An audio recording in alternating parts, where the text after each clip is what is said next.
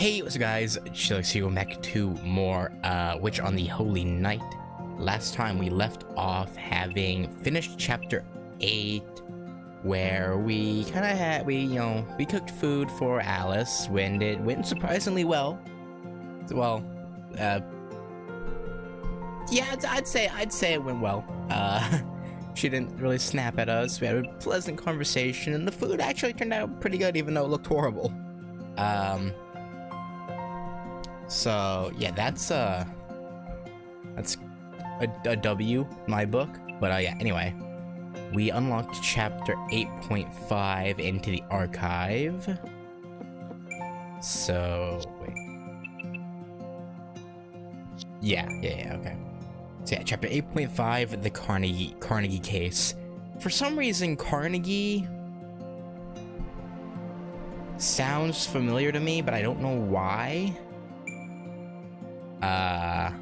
So yeah, well,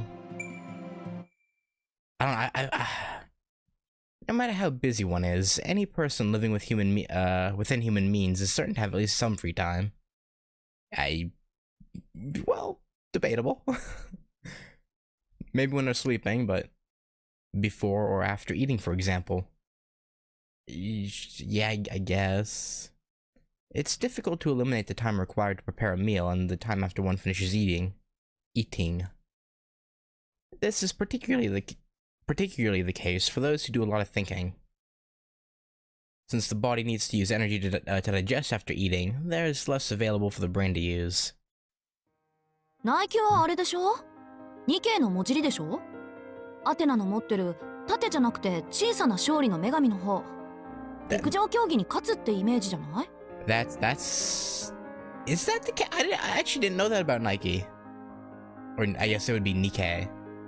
Even though the brand themselves pronounce it as Nike. Okay, whatever. I don't know. But yeah, if that's the case, I actually didn't know that. That's interesting. さすがブランド品とか大好きな青子さん。どうでもいい知識だけはそれなりっすね。The studious resident of the mansion was now taking refuge on the sofa, looking exhausted. Aoko was talking to the robin perched on the table. The blue bird flapped its wings, doing its best to join in on the after-dinner conversation. Alice was reading in the sunroom. Discussion of how to deal with the encroaching enemy mage wouldn't start for at least another 30 minutes. Right. じゃあアディダスはもしかしてアディオスの文字ですか? Oh, is it talking about Adidas? Probably not. あれは普通に名前じゃなかったっけ? ほら、グリム童話みたいに作った兄弟の名前がそのままブランド名になっちゃったのよ。Yeah. ブラザーグリムは童話を作ったわけじゃないわ。埋もれていた口伝を収集して物語に仕立て直して丁寧に編纂した人たちよ。職人というより学者の類ね。Okay. まあ多少は詐欺師めいたところもあるけれど。Oh, because they branded it as their own and just made money off of it, I guess. へえ。じゃあアンデルセンは? 人魚姫とか親指姫とか超メジャーだけど。あと醜いアヒルの子。自分裸の王様とかたまんないっす。シンパシー感じるっすよ。Yeah, あのクリスタルキングに。Yeah, you tell yourself that, little Robin. アンデルセンは学者というより作家でしょうね。彼の創作意欲は裕福層や大衆、平凡な幸福を得ている人々、果ては女性像への憤りから生まれたものだと言われているし、知的好奇心から筆を取ったのではなく、感情を訴えるために筆を取った人。Okay. This is all interesting. But where's this going? あまりこういう説明はしたくないのだけれど。それぞれ分けて説明するなら、マザーグースは歌、ブラザーグリムは物語、アンデルセンは偶話ね。Okay. ミツバチバッチはアニメっすね。You're not wrong. ところで青子さん、アシックスの由来は何すか？これは私も小学校の頃友達に聞いたものなんで真偽はわからないんだけど、アシックスってもともと3つの会社が合併してできた会社なのよ。で3社の社長が集まると足が6本になるじゃない？だから足シックス、あくまで俗説だけどね。That is a if it were true, it'd be a very interesting story behind the name. What? Is she laughing? Is she in pain? Like, what's happening? Alice had dropped her book on the floor of the sunroom and was biting her lip. Okay. She was clearly trying to feign calm and to breathe as if nothing had happened. She thought she was doing a convincing job of it. Yeah, I don't know. あの子の笑いのツボもわかんないわね。I don't know. それはどうすかね？あんまりにもつまんなかったから怒ってるのかもしれないっす。だってアリスさん、怒り浸透しても笑顔になるんすよ。自分たまに見るっす。アリスさんの日記を盗み見てると後ろでそういう顔してるっす。それ以上見ると死ぬわよって。でも勘弁してほしいっす。見ちゃうものは見ちゃうっすよ。自分から素行調査を取ったらもう基礎本能しか残らない気もするっす。I mean, you should know better than to look at someone's diary, I guess. But yeah, I guess him like perusing things he's not supposed to is really all he can do in the mansion. So I guess that's fair. I guess.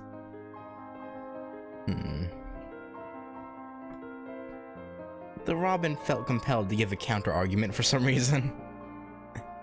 Alco let out a sigh. Even Alice sympathized with her over the difficult familiar. ただいま。お、今日は2人ともいるんだな。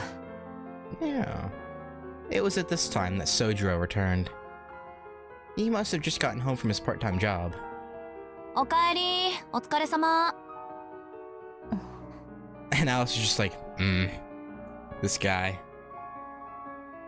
Alco's warm welcome was quite the opposite from the faint response from the sunroom. 夕食は済ませてきたからいらないよ。Good, because they probably didn't make you anything. じゃあ、夜のバイトに備えてちょっと寝てくれ。Wait, another job? I thought doesn't he usually only do one? That's... Okay, I guess double shifts, huh? Sojiro still gave Alice a wave as he left. The dull thud of something dropping was heard as he entered the hallway. おーい、なんか落ちたわよ。Alco peeked out from the sofa to yell for Sojiro. ああ、ポケットに入れっぱなしだった。Sojiro calmly and naturally walked back to pick up what looked to be some kind of envelope. Is that his pay? Perhaps it was instinct, but... Instinct over what? The human eye was drawn to motion, even if it was something one had no personal interest in. Uh-huh. Alco keenly followed Sojiro's hand with her eyes.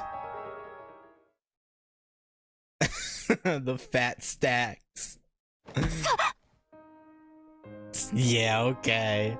Okay, look at you getting all excited over fucking... Like, how much was that? It looked like there were 10,000 yen bills. I think that it looked like there were at least...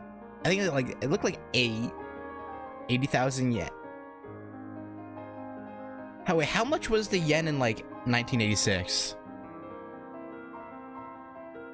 The yen was strong because like the 80s, 90s was like their economic boom, right? Or I guess it was more like 60s, 70s, 80s was their economic boom. So the yen had to have been pretty, like, let's say at least, let's just say it's like a comparatively like 1-to-1. He had like $800 there. A wad of cash. She had to restrain herself from shouting her thoughts out loud as she leaped up from the sofa. どうした青崎？どうしたってその Yeah? Aoko found it difficult to come up with a proper response to the pure, innocent eyes staring back at her. Uh-huh. She was ashamed at how she had jumped up at the enticing sight of so much money. なんでもない Uh-huh. そうよね普通にアルバイトの給料日よねにしても、結構もらってんのねあんた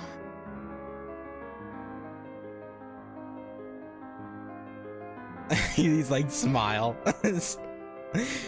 There was an... he just ignored her, like, yeah, no, I'm not doing this. There was an awkward pause before Sojiro smiled and returned to his room. Yeah, that was weird. Yeah, usually he wouldn't just ignore that, I guess. So... Aoko sat back down on the sofa, still feeling a bit awkward. Smooth. This was what set it all off. Oh boy. It began a series of events that the Robin would later name the Dosh Affair. Okay. Okay.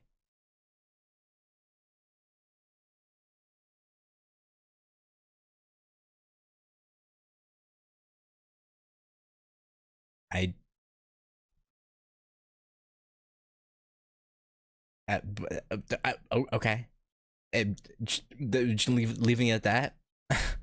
I'm sure, yeah, whatever. Well, let's move on. It was the next day, and around the same time as the previous day. I kind of want to look up what Dosh means, but I'm sure someone will tell me in the comments. It was the next day, and around the same time as the previous day's incident. Aoko was coming to pour some tea and relax when she heard Sojiro and the Robin engaged in some kind of debate in the drawing room. その人が言うには、人と会うたびに小さな親切を尽くしてあげるべきだと。そうして一日が終わったら、その親切が何をもたらしたか、よく噛み締めなさいって。Okay. たった一回の言葉だけの親切でも、相手にとっては大きな意味があるんだそうだ。それが思いもよらない幸福を運んでくる。Yeah, I mean, like, he's not wrong. Just like smiling at someone can be, you know, make a bad day slightly more tolerable. うは、だから自分にビーフジャーキーくれたっすか?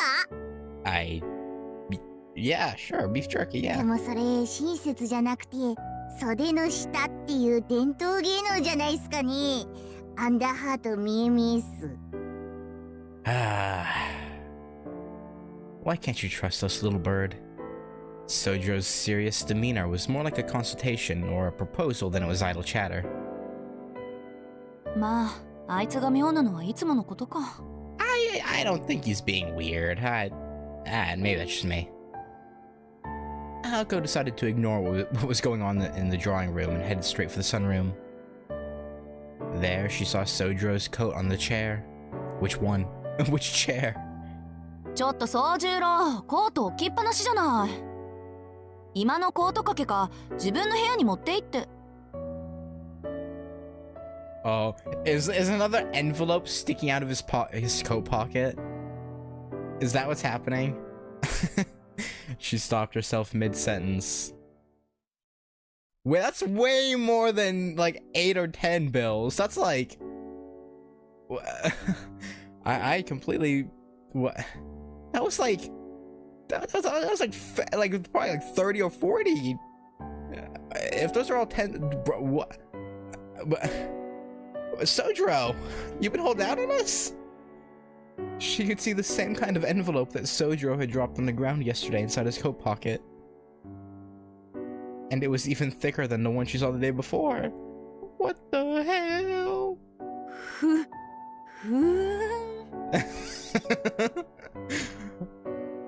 She wouldn't allow herself to make a spectacle about it like she did yesterday. She reminded herself that she was a model student and student council president. Yeah. さー紅茶ちょっと。 Yeah, tea time, right? Feigning disinterest, she listened in on the conversation going on in the drawing room. This has to be like a bait from Sojiro, right? Like yesterday he just happened to drop it. Today he just happened to leave his coat with the envelope like sticking out where it could be seen. Like okay, my boy ain't being slick. Sojiro was still in deep conversation with the Robin. Perhaps he hadn't heard her calls. 都会の孤独は万人に平等だ。一見して身勝手な暴力じみた押し着せの善意も長い目で見ればその人のためになる。なるほど。親切の押し付けには一銭もかからないっすからね。ちゃんちゃん人助けするっすよ。Okay, we're making progress with the bird. That's nice. I don't know if it'll actually lead to anything, but it's nice. ただより高いものはないって言うけどね。どっちっすかこのシャバゾン。Yeah, you are kind of contradicting yourself, Sojiro. I can't even lie. What? Aoko was so intent on eavesdropping, she'd completely forgotten that she'd come to pour a cup of tea. There was no way she could ignore such a suspicious conversation. Right. こうも言うんだ。幸福になりたければ、初めは恨まれてもいいと。Huh? What is up with huh? Oh yeah, sure. やれ金を返せだの詐欺師だの言われても、いずれその人のためになると分かっていれば、心を鬼にできる。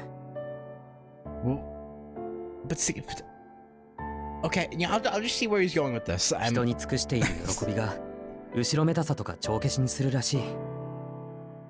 But how does being a scam? What? I don't see his point here, like this whole scam artist thing. Like, no matter what, you're scamming people. You're not doing good. But sure. それ知ってるっす。でも微妙に違うような。Aoko agreed with the Robin in this case. Sojiro was referring to the words of a famous entrepreneur.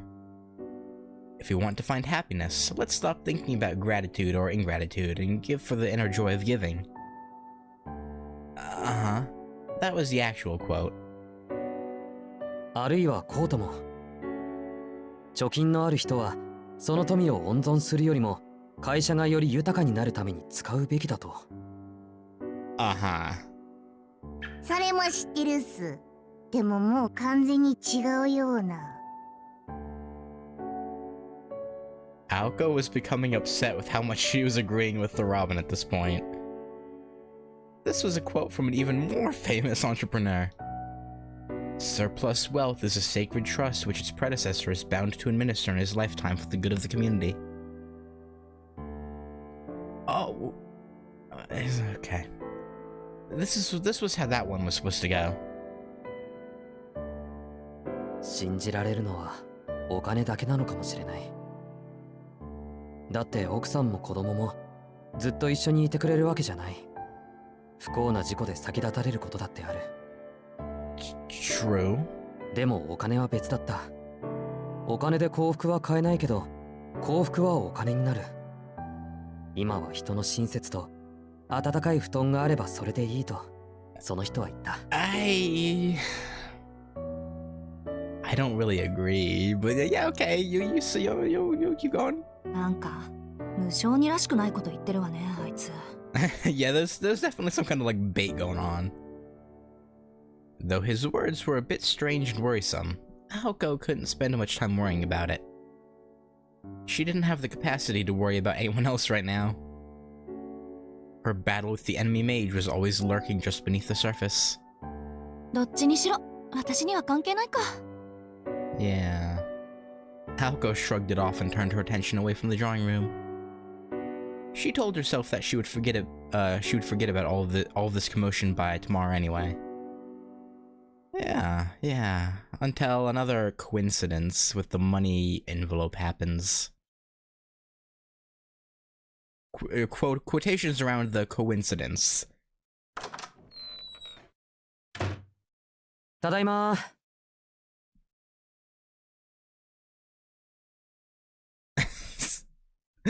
No reply.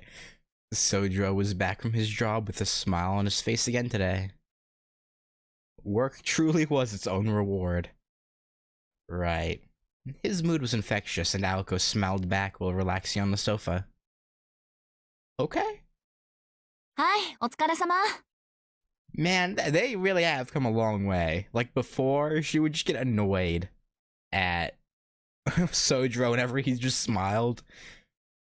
And now she's like, she understands him better now. She knows that he's just naive, but also not naive. Like, he's naive in like common like modern day time, but he doesn't lack in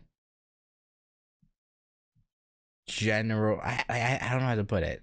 But she just come to understand him. That's all that really matters. 休んでていいわよ。今日は昼からずっとバイトだったんでしょ？夕飯ならこれから作って。何？ What? Her smile suddenly turned frigid. ん？どうした青崎？木の実の冗談を聞いた時みたいな顔して。どうしたじゃない！いい加減黙っていられなくなった！いいから、そのポケットのもん出しなさい！ What are his pockets like bulging? ん？ Sojiro reached in and pulled out the contents of his pockets without knowing why he was being scolded. Jesus Christ. He placed the now all too familiar brown envelope on the table. Okay, so no coincidence this time, just him walking around with bulging pockets.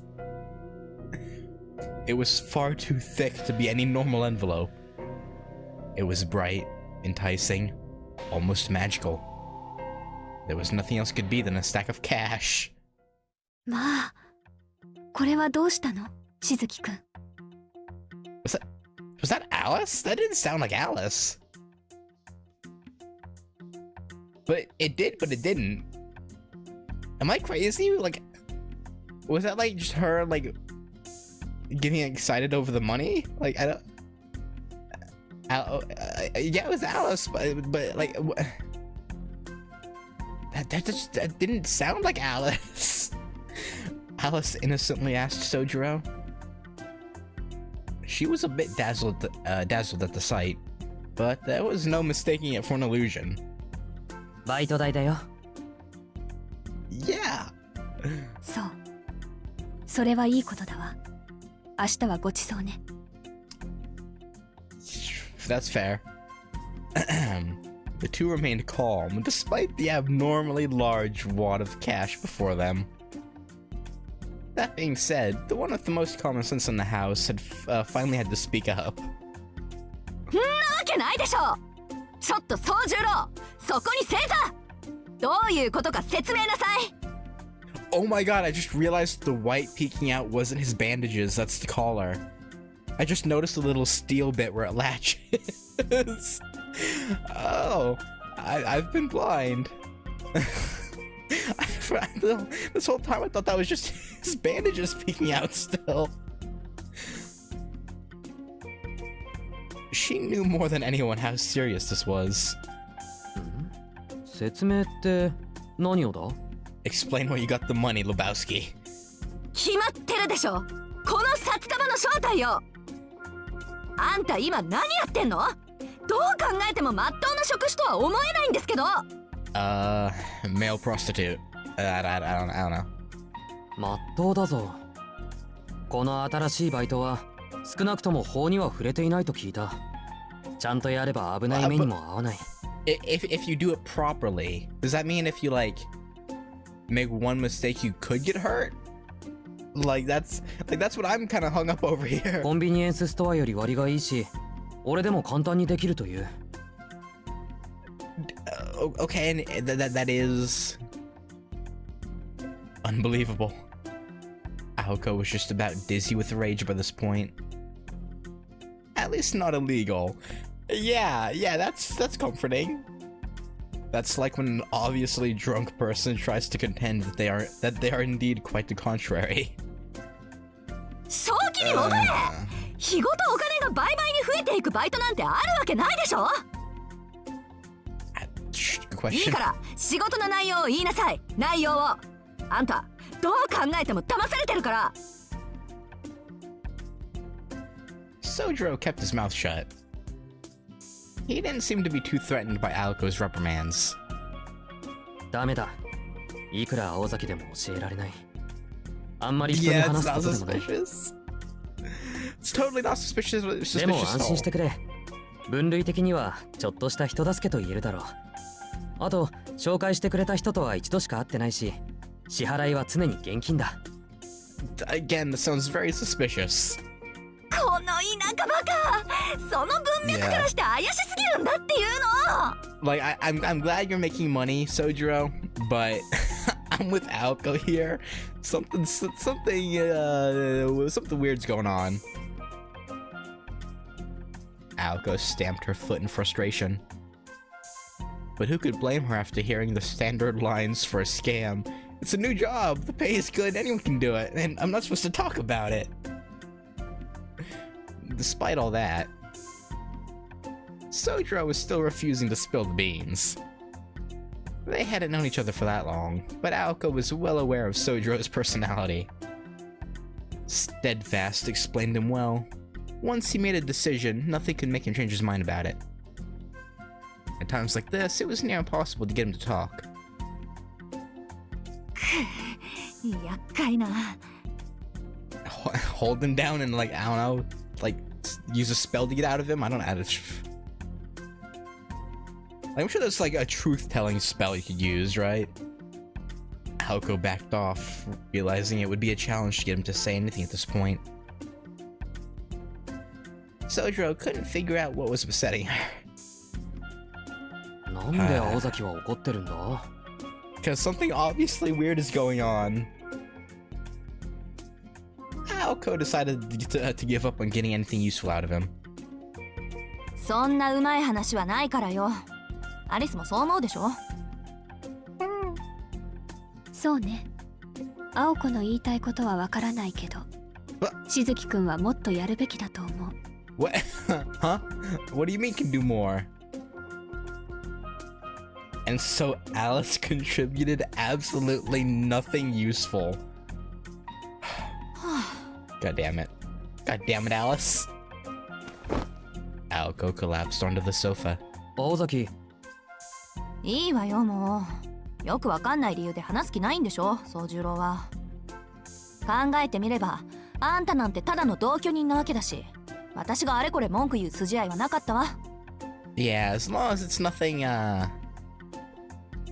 terribly life-threatening, and so, yeah, I mean, I'm still kind of concerned, but, you know, you do you.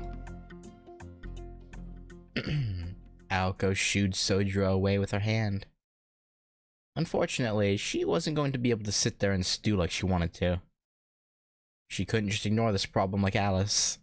あいつはどう見ても騙されてるし、最終的にとばっちり食らうのは私だし。I mean, maybe it's fine. For like, hey, maybe we're overreacting. Maybe it's a totally harmless job that does... Wait, but he was spouting some concerning things about like...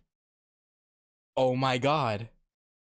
It is a scam, isn't it? Because he was talking to the Robin about if people see you as a scam. Oh my god, dude. And the problem is, if that's the case, then he knows too. Oh no, I don't like where this is going. She needed to be bold and make him quit this new job of his immediately. It was what a true friend would do. And it was also her duty as the student council president. Yeah. However, Aoko started to think otherwise. Morals and a clear conscience were important, sure. But for a student living solely off of their parents' generosity, That kind of money was hard to pass up. Yeah, you just want that, like, sweet, sweet rent money, huh? そうね。最終的に辞めさせるのは絶対にしても、これまで稼いだお金を捨てるのはもったいないし。仕方ない。ここは絡めてでいくか。Get in on it? Get in on it? The wicked, scheming student council president sank deeper into the sofa. Her ability to play things by ear and her miserly nature were both her strongest and weakest points. Yeah, this will go well. I'm sure. The next day, noon.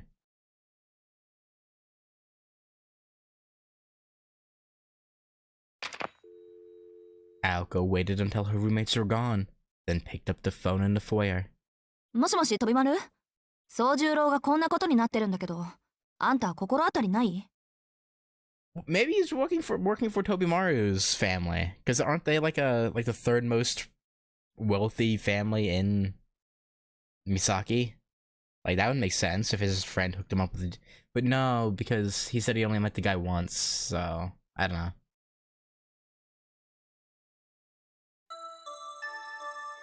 Maybe he only met his father once? Tobimaru's it is? No.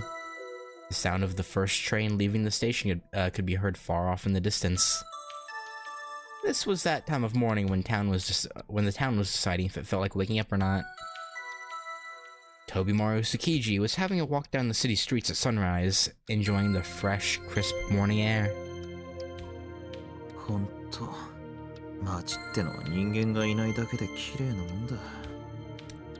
Yeah.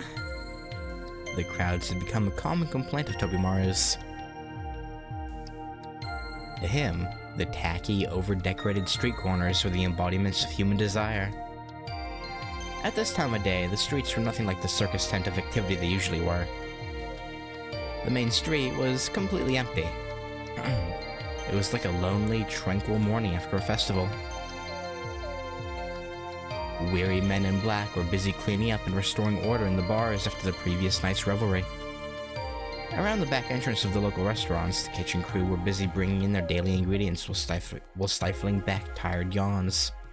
Birds carelessly wandered the streets.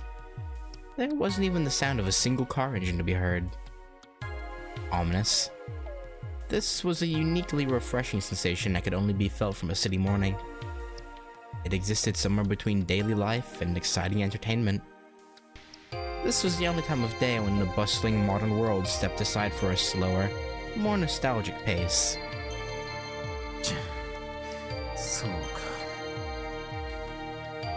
Tobimaru searched through his coat pockets, but only found some old receipts. He rearranged the scarf around his neck to keep the cold wind at bay.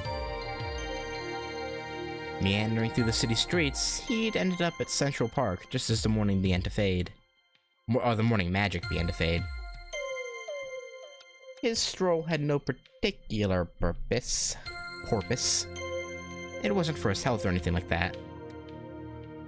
He was merely making his way home after a night out in the town. Aren't you a student? Aren't you? Okay.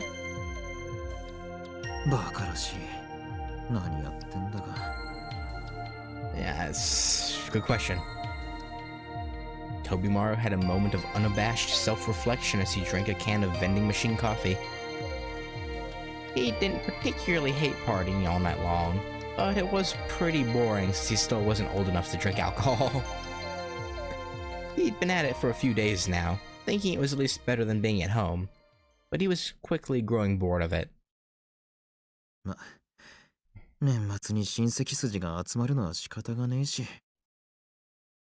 Yes, I suppose. He grinned wryly at his own lame excuse. It was true that he was out wasting time like this because he didn't really have a place to go home to at the moment. Concerning? The Tsukiji family always had a congregation of relatives over on New Year's Day, as per his grandfather's orders. This was why his siblings and other relatives had been staying over at the Tsukiji home for a few days now. If Tobimaru was there, he would just provide fuel for the fire. He decided to avoid the family drama and not go home while everyone was there. It's honestly fair enough.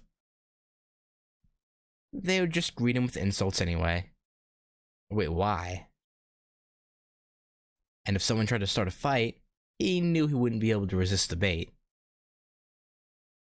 Wait, what? I guess his family's kind of messed up?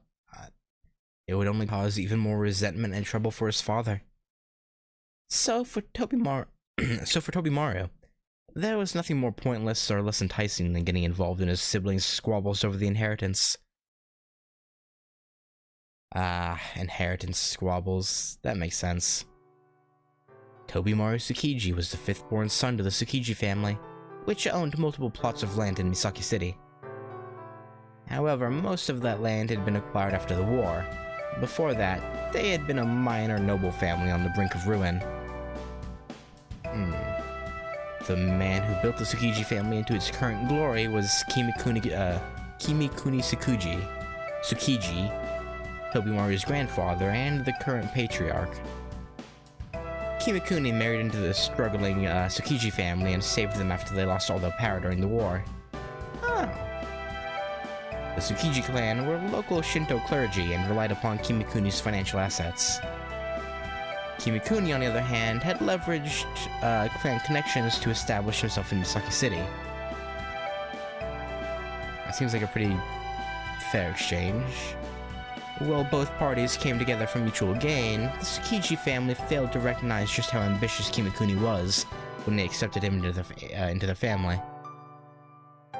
He wasn't the obedient son-in-law they had imagined. He had grand plans of his own, growing and developing industries within Misaki City and many other areas as well. Kimikuni controlled all of these areas not as a member of the Tsukiji family, but under his own name. A castle's greatest defense was its moat, not the walls, and Kimikuni bridged the moat. It was the economic equivalent of starving out the enemy. Kimikuni's financial might subdued the noble Tsukiji family completely. In less than 10 years, there was no one in the family who could stand up against him. This businessman, accepted into the family as a mere son-in-law, had seized the Tsukiji name and the entirety of the family fortune. I mean, big brain out of him, I guess. However, Kimikuni had fathered many children. He would not allow the Tsukiji bloodline to die out. That was also the only way to maintain the family fortune. His 3 sons and 1 daughter, all married relatives of the Tsukiji family, thus strengthening the familial bonds that Kimikuni had weakened.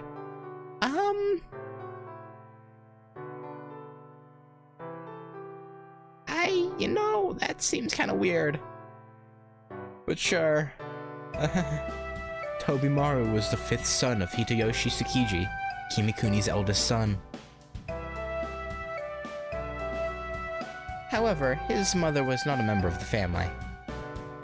Tobimaru was the result of a fling with a mistress. Oh, that would be why they insult him. Okay. That ignoble birth defined his place in the family. He was his father's love child. Although the family's dignity was somehow maintained since he was the son of Hitoyoshi, it wasn't difficult to imagine the level of mistreatment Tobimaru faced from his siblings and other relatives. Being raised in such a hostile environment made Tobimaru grow up far faster than he should have. His ability to think quickly and objectively was honed naturally within this challenging environment. However, those exact traits also brought Tobimaru a great deal of trouble. Kimikuni Tsukiji. Unfortunately, against all odds, this great leader of the Tsukiji family favored Tobimaru over everyone else, including his own eldest son.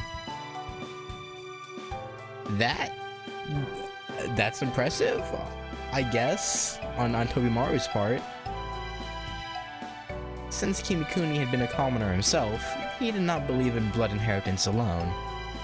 Yeah, that makes sense.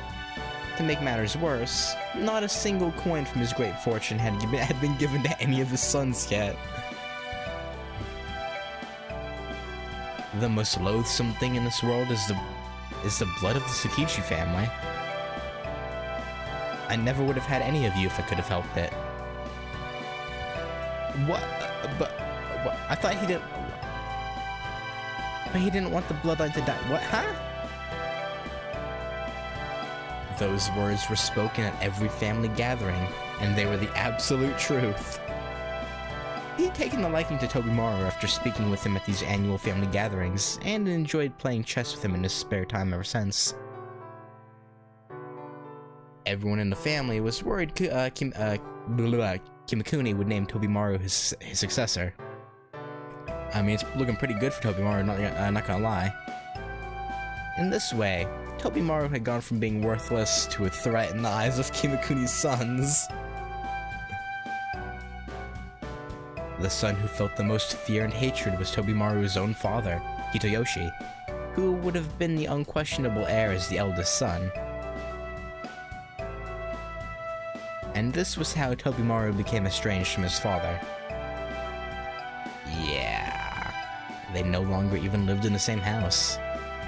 Hideyoshi always acted like they had a great father-son relationship in front of Kimakuni, but that would only last until his father was no longer around, or until Tobimaru was officially named the heir. Your family is fucked up, Tobimaru, I'm not gonna lie. When that happened, it would be all-out war. In any case, it would not be a pleasant story. じいさんも空気読めねえからな。ほんと。Yeah, or he's doing it on purpose. That's very possible. Tobimaru scratched his head in frustration. He really wasn't all that worried, though. In public, it looked like they had a good father-son relationship. In private, they were in the midst of a bitter inheritance dispute. Things had always been that way, even before he met Kimikuni. The only difference was that his sole protector, his father, was now his mortal enemy. Tobimaru had always been at odds with his family. His father was just one more enemy to add to that pile. Staying out all night like this was Tobimaru's way of avoiding his family. If he was home, he knew they would try to gauge his feelings. However, they wouldn't openly attack him now. Even the relatives who looked down on him and his siblings who had bullied him as a child. The worst they would do was make snide remarks. Tobimaru was, at his core, a peaceful person, who preferred to avoid trouble whenever possible. Didn't you punch out his eye? Are you okay? Petty revenge, or even stepping up to Kimakuni's expectations, weren't on his to-do list. His father's worries were unfounded, his relatives were getting riled up for no reason, and Tobimaru had no intention of stepping out of his role as the prodigal son. Okay. However, his siblings who were around the same age as him held a different kind of resentment. Perhaps they felt guilty for tormenting him all those years. Perhaps it was a result of their roles being reversed. He's going to get back at us one day. They lived in such fear of this that they didn't dare ignore Tobimaru. そのくせ根回しはうまくねえときた。青崎ぐらいの大胆さで突っ込んでくるんなら、まだスリルがあるってもんだがな。That could be an interesting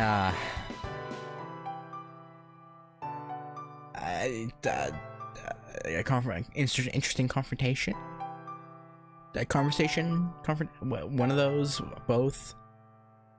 His family problems were simply a chore. They never really worried him much. He was used to human malice. Although he'd nearly died from the physical abuse of his siblings. They went that far? Those were some fucked up kids. Even though someone had once tried to kill him with true murderous intent. Even though he had been exposed to how the elite, untouchable class of society treated others by his oldest brother. It was all such a pain in the ass. These were all events that would change a person's outlook on life, but he always remained cool-headed. That was just how things were for Tobimaru. He had grown bored of his relatives getting worked up over everything. まあ、そのあたりは人それぞれか。 True. 親父殿には同情するけどな。あのじいさんの息子なんて波の根性じゃ務まらねえ。 Tobimaru honestly could not care less about who would be the next heir. He had no clear plans for the future yet. His only real goal was to wash his hands of his family and start fresh when he became an adult. Until Kimikuni names you successor. And then you're like, well shit, I have to deal with him now. I guess you could just say no, but then there'd be even more problems. Until then, everything that happened was a life experience. He continued his morning walk, thinking it was better to enjoy the nightlife now while he was still young. Someone was already sitting on the bench when Tobimaru entered the plaza. The crows gathered there flew off at his approach. On the bench sat a girl dressed in black. Alice? A well-dressed old man with a cane sat with her. These were familiar faces, so he approached the bench to say hello. Okay, yeah, it is Alice, and I assume that's... looked as if. Okay, I was gonna say that's probably her grandfather, but if it's saying as if they were, then probably not. The old man and girl looked as if they were grandfather and granddaughter. He seemed like a kind old man spending time with his grandchild. However, the truth was... Alice, 僕は今でも思うんだ。一体何がいけなかったのかって。考えられるサービスはすべて実現させた。従業員への感謝も来園者への笑顔も忘れたことはない。なのに時代は僕を選ばなかった。それどころか僕の内なる芸術性を否定した。I'm just waiting for some like context before I comment on this. 無念だ。死ぬがいい。腐った魚のようなマスコミどもめ。何が悪夢のクリーチャーか。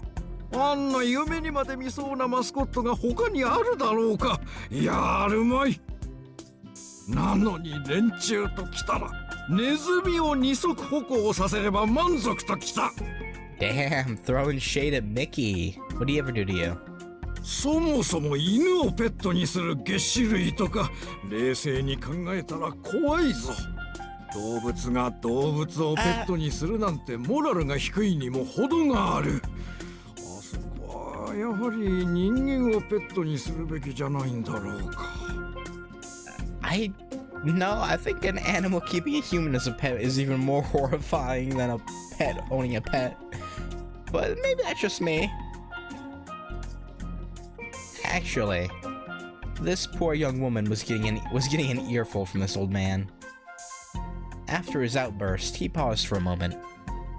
いや、これは失礼。ゆり彦よ、紳士たれ。You're good. He scolded himself and hung his head. 答えてくれ、アリス。一体僕のキッツイちゃんは何がいけなかったんだ。He's the guy that got talked about in the fucking when we got to Kitsy Land and it like went through the backstory of it. I forget his name. 角よ。角をつけるべきだったのよ。That would have been worse. The girl in black returned the old man's solemn bow with a grim answer of her own. いや、角はいけない。子供たちが怪我をしてしまうからね。僕は傷をつけるなら体ではなく心にしたい。Just mentally? So you knew what you were doing then? The girl nodded deeply, thinking over the implications of what this old man had just said.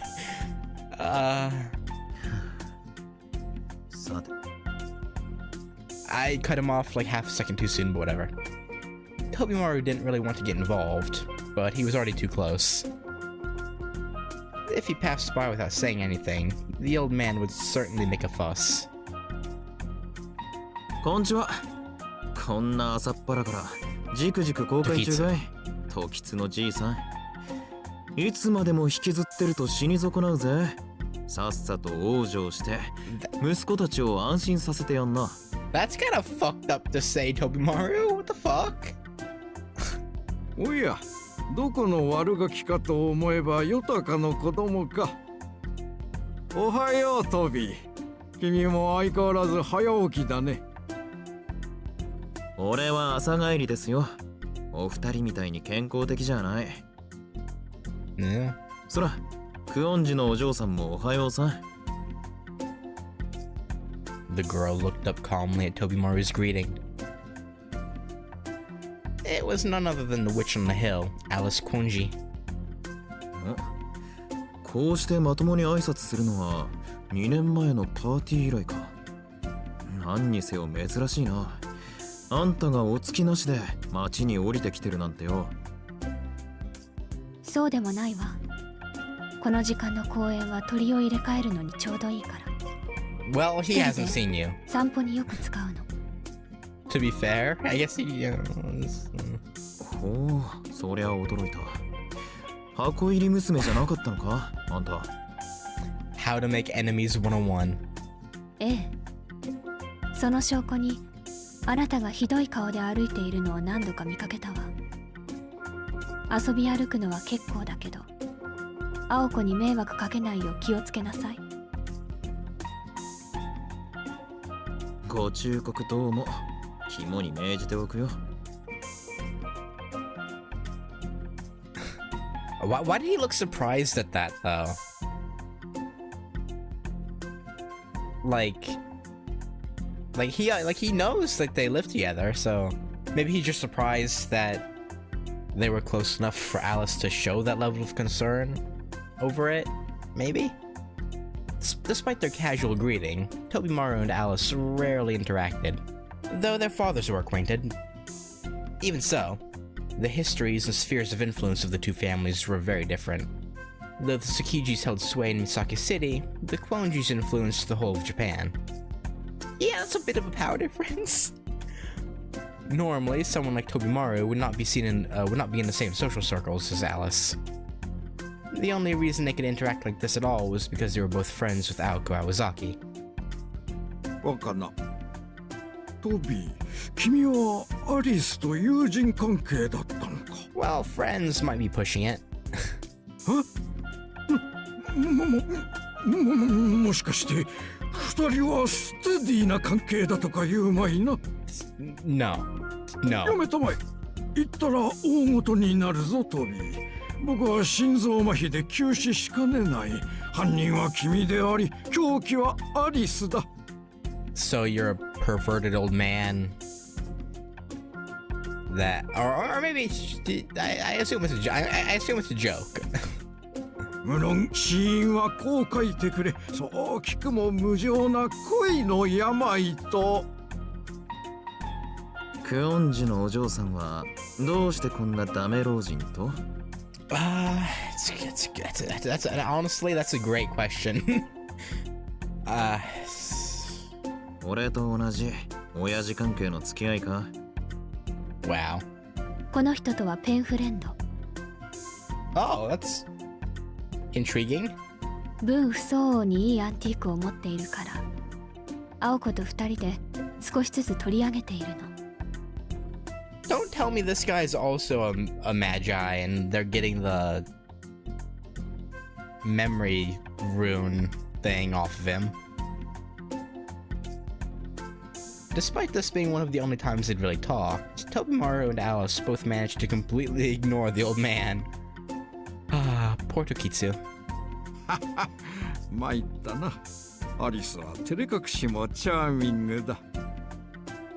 ところで、僕のことはユーリヒと呼んでくれていいんだよ。Okay, sure, buddy. Mr. Tokitsu gently took Alice's hand. Alice's face remained neutral, like a doll's. トッキー、私、いい絵付けのティーカップを探しているの。1900年代のラム工房のものとか。どうかしら。あるとも。もちろんあるとも。今度おっかないお友達と遊びに来る時までに用意しておこう。 Damn, the old man's even intimidated by Aoko. You responded to her request like an obedient marionette. Okay. おいらくの恋って柄かよ。よくもまあ寝台潰さなかったもんだ。突版は。Yeah, he's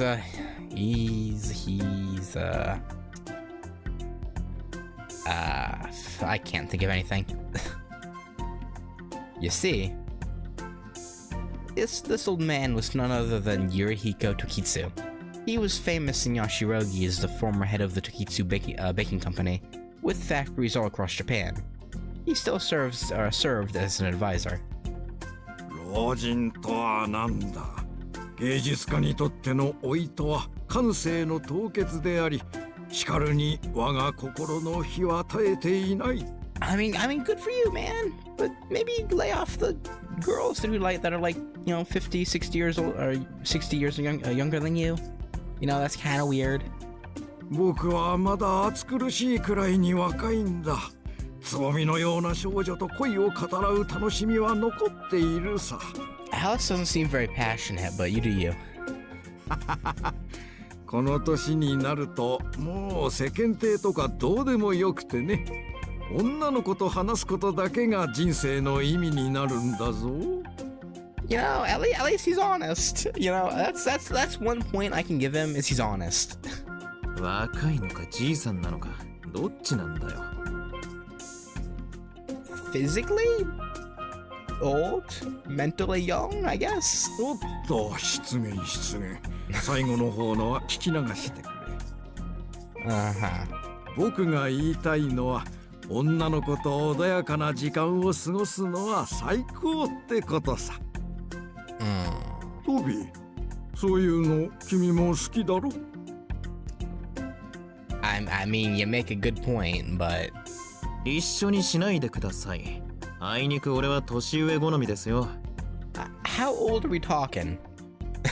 おまけに言うなら、二回り以上も年下の女に浴場する趣味もねえわけ。Well, that's good, because half your age would be even more illegal than what he's doing.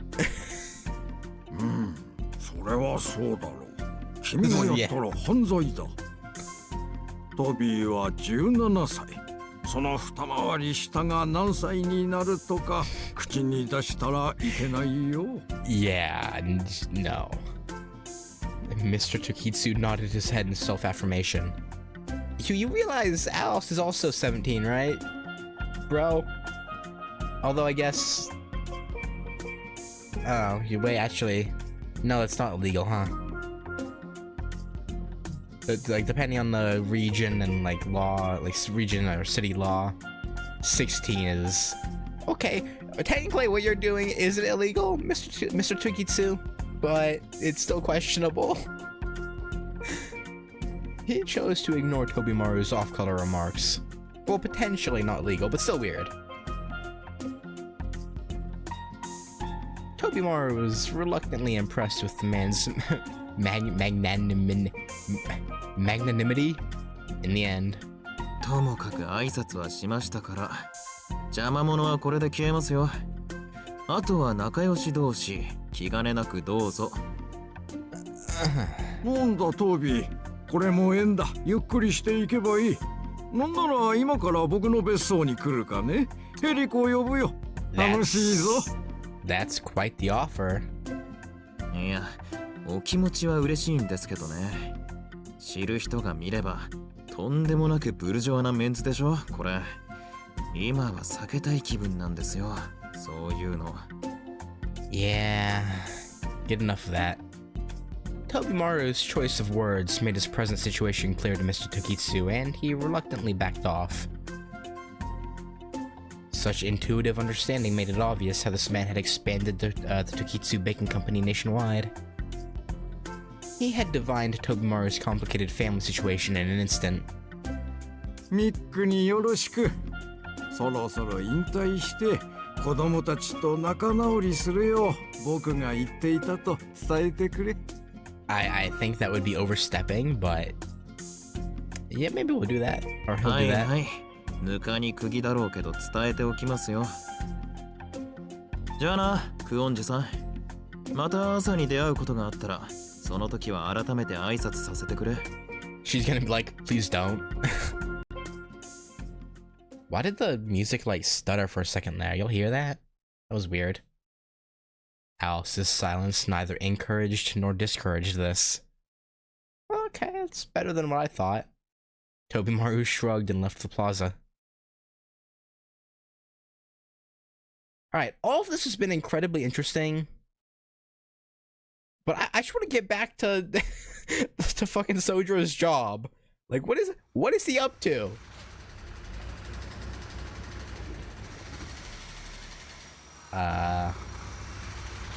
Is he working construction under the table? Because I'm pretty sure you're not supposed to have a 17-year-old kid doing construction work.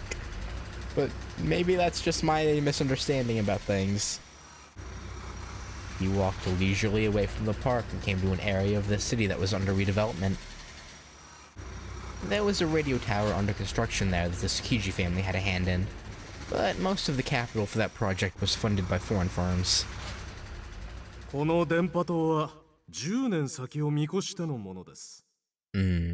いずれ携帯通信は目まぐるしい進歩を遂げるでしょう。まずはそのモデルケースとして私どもの技術を三崎市に普及させたいのです。The man from the foreign firm shook on the deal with Tobimaru's father, Hideyoshi. いずれは娘も三崎市に住まわせようと思っています。Oh, is this Alice's father speaking? その時はあなたの息子さんともぜひ交友を深めて。That would be interesting. He was a handsome man who had the calm command of a leader. The fact that he had offered up his daughter to Tobimaru showed that he had researched the Tsukiji family's inheritance issues well. Oh, I legitimately just took that as him offering them to be friends, but no, I guess it was, okay. 親父も舐められてるって気づけよな。親父より先に俺に色目使いやがって。クソヤンキーが。I mean, this is exactly the reason why your grandfather probably took an interest in you, right? Is you're not a fucking dumbass. そもそも金髪女の相手なんざ願い下げだぜ。Oh, never mind. 向こうで海兵相手にケツ振ってろってんだ。I thought it was maybe Alice's dad they were talking to, and we were gonna get some like interesting like backstory there, but now it's just someone completely different. Because last I checked, Alice isn't blonde. Tobimaru stopped in his tracks after these muttered complaints. He decided to stop himself before he said anything worse. He'd walked far enough already anyway. The sun was completely up now. There was nothing more to gain from wandering mindlessly. He turned his back to the radio tower and began heading home. Oh. I thought we were actually gonna see, like, Sojiro or something there, but never mind. 1 hour later. 坊ちゃん、お電話です。Tobimaru had returned to the Tsukiji residence. He took the phone from the housemaid. もしもし、Tobimaru?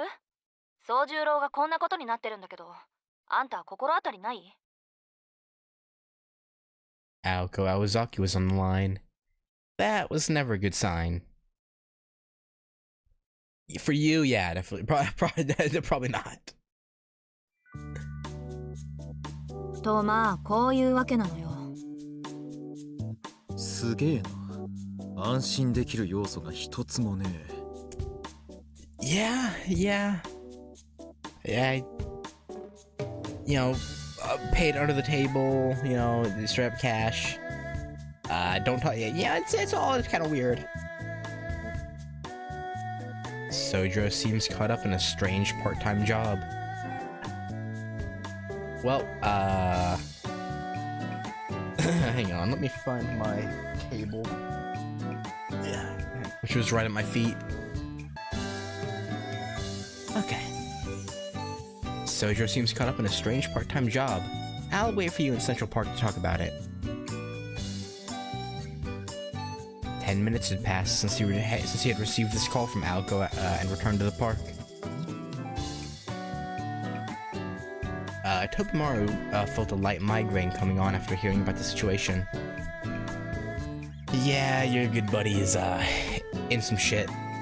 The young girl and the old man from before were nowhere to be seen. そんなこと言われるまでもなく分かってるわよ。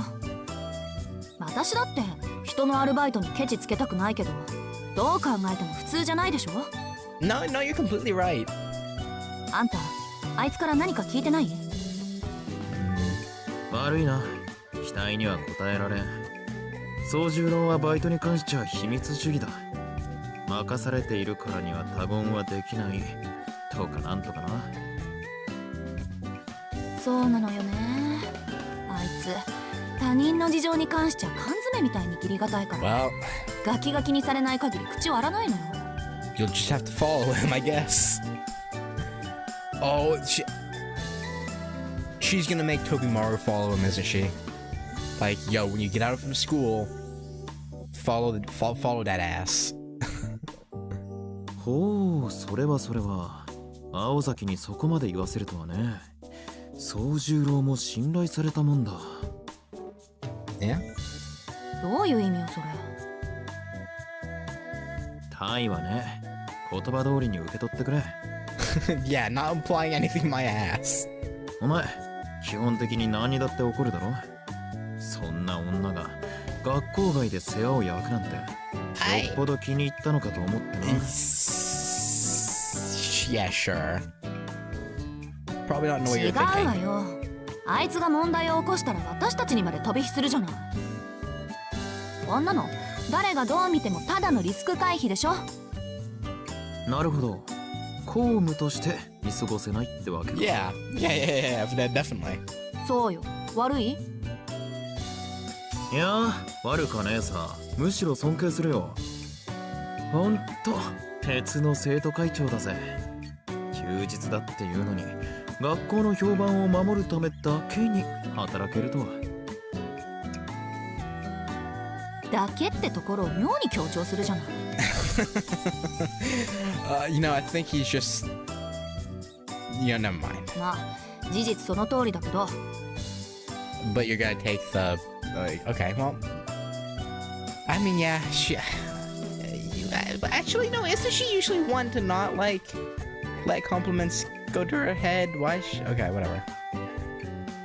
Aoko's glare seemed to suggest she wasn't interested in hearing any objections. This little bluff was rather charming to Tobimaru, who was well aware of Sojiro and Aoko's current living situation. 別に。しかしまあ、そういうことなら副会長として付き合わなくっちゃな。会長は学校のために宗十郎を調査する。俺はそのサポートをしつつ、友人として宗十郎を気にかけるってことで。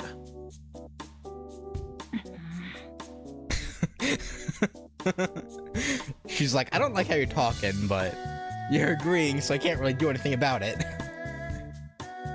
Tobimaru said he would do as Aoko asked, but for some reason, she didn't seem satisfied. じゃあ、そうと決まれば早速始めますか。青崎のことだから、宗十郎の勤め先ぐらい突き止めてんだろ。住所どこだよ。Yeah, about that. それが尾行したんだけどうまく巻かれちゃって。He lost you? 駅前から2丁目方面に曲がっていたのまでは確実なんだけど。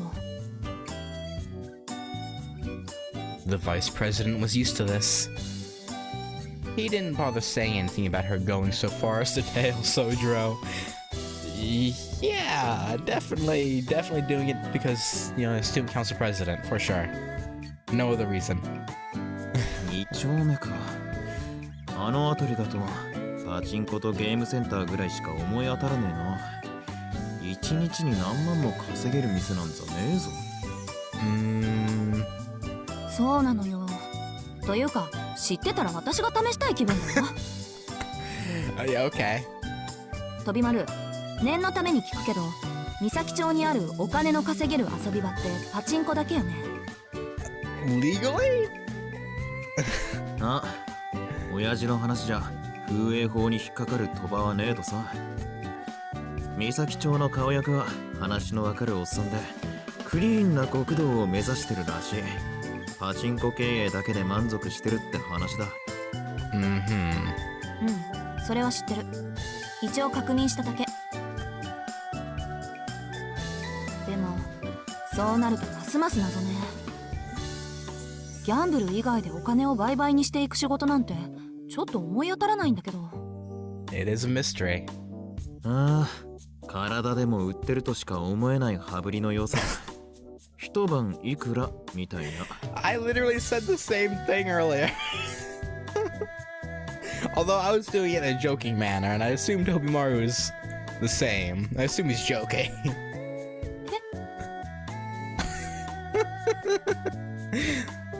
Oh, poor little Aoko. There was a slight delay in Aoko's reaction. It took her a few seconds to register what he was saying, but then her jaw dropped. 体ってあんた Maybe. ほら、絵画のモデルとかバイト代は高いと聞くぜ。 Actually, you know what? She's seen his well, no, but like he's built, but like I feel like the scars would make like studio, like modeling like studios not want to hire him unless they found a way around that, or like that was part of the appeal of their like specific kind of modeling, maybe. あ、割はいいって言うわね。美大生ってお金持ちだし。そうよね。それぐらいなら別に。Yeah. まあヌードなのは当然だが。He's fucking with her. 結局裸じゃない。We don't know that. Without any real information to go on, the conversation was quickly diverging from the topic at hand. Without knowing the location or type of work, there really wasn't much to talk about. 明日もう一度宗十郎を尾行するしかないわね。二人がかりなら見失うこともないだろうし。You'd think that, but we'll see. そうだな。他に手がかりもねえし、明日にするか。You know what? Purely for the conversation that they would have around it, I actually want it to be him doing like nude or nearly nude modeling at this point. That'd be funny. I don't know. 宗十郎の羽振りがいいだけじゃどうしようも。羽振りがいい。What? Tobimaru furrowed his brow. It seemed he had thought of something. His expression turned more dire by the second. どうしたの、飛丸。何か思い出した？ちょっとな。そういえば、最近妙に羽振りのいいバカが一人いたなって。Konomi? Did Konomi get Sojiro into some shit? そいつ、3日ぐらい前から金に明かして合コンし放題って話なんだが、頭の痛いことに、宗十郎と同じクラスのバカなんだよ、これが。There were a few seconds of silence. Aoko nodded. She had put two and two together. あいつね。Yeah, you'll probably have better luck getting it out of him. The two immediately left the park to go and find the suspect. チャリースお呼びとあらば補習だろうと即サボり、遊びのお誘いだけは断らない木の実くんです。 I can't with this guy. Suspect A was apprehended with ease. Aoko and Tobimaru were both on the student council, So they knew their target would be at school for remedial lessons. Tobimaru got a girl in Kinomi's class to tell him he had some good news to share outside. Konomi took the bait and came running out to school's front gate as fast as he could. Oh boy. 補習中呼び出して悪かったな。別に悪くないぜ。補習を口実にバイトをサボってみたものの、やっぱり補習もかったるかったんで、出席だけ取って保健室で寝てただけだし。Of course you were. で、ちょうど暇してたところに殿下からコールだろ。合流できると飛んできたわけさ。Konomi gave a double thumbs up to show he was really ready to have some fun. そうか。てっきり外で遊び歩いてると思ったが、助かったぜ。お前、連日ゲームセンターに入り浸りだって聞いてたからよ。ああ、あれね。ちょうど昨日ですっからかんよ。ゲーセンでおごりまくるのは気持ちいいけど、後に残るのは虚しさばかりだよな。So you make a ton of money from whatever this job is, and you just decide to pay for people's games at the arcade? Like, really? That's what you do with it? I mean, it's very selfless. So I can't really fault him for that, but like, really? 他校のヤンキーどもと仲良くなっても嬉しくないっつうが、女っ気皆無というか。なんで女の子はゲーセン嫌がるかね。まあ、それも過去の話だけどな。所詮ポット湧いたあぶくぜに使っちまった金の話をしてもしょうがねえ。俺たちは明るく今の話をしよう。そうだろう、リッチな飛び丸く。その有り余る財力で今日は僕をどこに連れて行ってくれるんだい？ Yeah, I think you know Tobimaru enough. Well, maybe not. I was gonna say, I think he probably knows him enough to know he wouldn't want to flaunt his money like that by just doing frivolous things, but like, maybe. ああ、その前にこちらの御人がお前に話があるってよ。え？こんにちは、木の実くん。Oh boy. He's gonna run away. そのあぶく銭の話を聞かせてもらえるかしら。Kinomi's expression went blank. If anyone could sniff out danger, it was him, and it stank like his impending doom. 僕勉強したいんで戻っていいでしょうか。What happened to going out in the town with Tobimaru, huh? What happened to that? もちろん。洗いざらい質問に答え終わったら戻っていいわよ。こっちも時間が惜しいからスムーズな自白を期待するわ。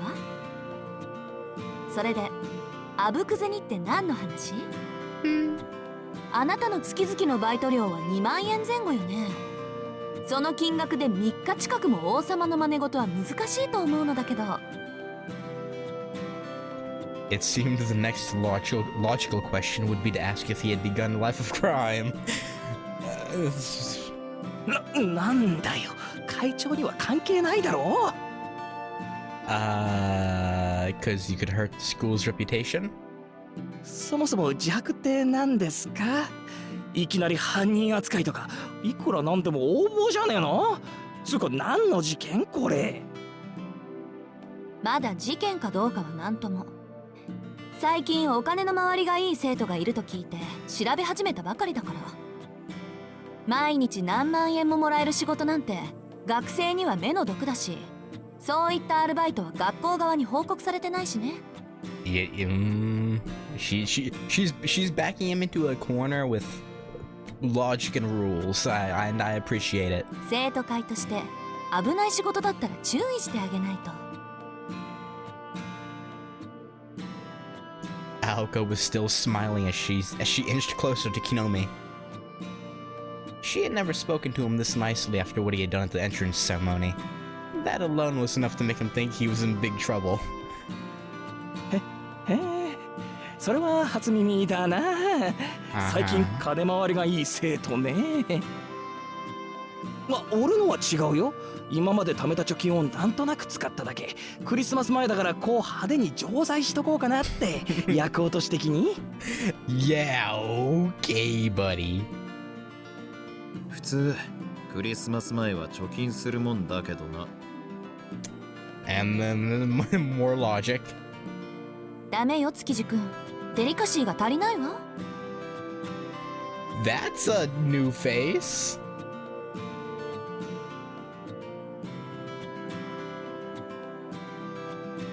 残酷な事実は口にしたくはないけど、木の実くんにはイブを過ごす相手がいないってことでしょ。学友としてそこを追求したらかわいそうよ。You are evil, Aoko.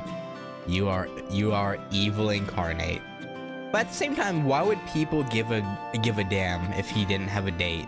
I don't know. いるわい本命ぐらい。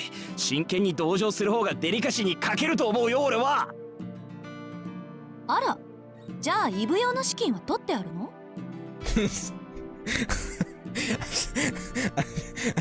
？She got you there. 当たり前さ。臨時収入と貯金は別。Okay, where's extra income coming from then? 俺通帳親父に握られてるからさ、予定外の入金とかすぐバレて怒られるんだよ。どこで悪さしてきやがったって。部屋も妹がチェックするしさ、隠し場所とかないんだよ。天井裏に隠したエロ本すら見つけられるんだぜ。万冊入った封筒とか見つかった日には警察に連れて行かれる。だから速攻使うしかなくってさ。Buddy, you realize you just gave yourself away, right? Konomi laughed awkwardly as if he was ashamed. He wasn't even aware of just how much she had let slip. Yeah. へえ、臨時収入？さっきと話違うみたい。Yeah, he's a dumbass. いやー、それはほらバイト先のボーナスみたいな。5000円ぐらい上乗せしてもらったの。はんなちゃった。ちょっとだけだって。事件性とかないって。Yeah, totally believe you. 万冊入った封筒について詳しく。うわ、話せば話すほど食い違っていくぜ。なんだこれ、孔明の罠か。I mean, they're not the police. They're not really. You could just walk away, although there'd probably be consequences for that later on. But you could. 会長近い。ほらすごい。なんか寒い。しかもローファーじゃなくてブーツですか。この前封じられた俺の記憶が蘇りそうなんですけど。Konomi backed away slowly. 木の実くん、時間がないって言ったの。もう一度アピールするべきかしら。Just fess up, man. 直接体に。The threat of a kick to the face from Aoko was enough to show him that she was serious. わかった、話すってばもう。臨時収入ってのは本当だよ。新しいバイトがあってさ、そこにしずきを紹介したら先輩にボーナスもらったんだよ。なんですって。She's like, you're the one who got him into this mess? You? If Konomi really was working at the same part-time job as Sojiro, she wanted to get as much information from him as she could. This was the exact response she'd wanted from Konomi, if not better. But she felt dizzy from the implications. 紹介したらボーナスをもらえるって、それ。It was the oldest trick in the book for pyramid schemes and other unscrupulous business practices. Yeah. いや、それがさ、しずきが稼ぎを増やしたいって言うんで、ちょい怪しいバイトを紹介したんだよね。Kinda shady. Okay. This went back all the way to before final exams. Konomi told Sojiro about a job he'd heard from an older student. Since the job required a kind, honest young man, Konomi reluctantly gave up on it for himself and instead passed it on to a friend he thought fit that description.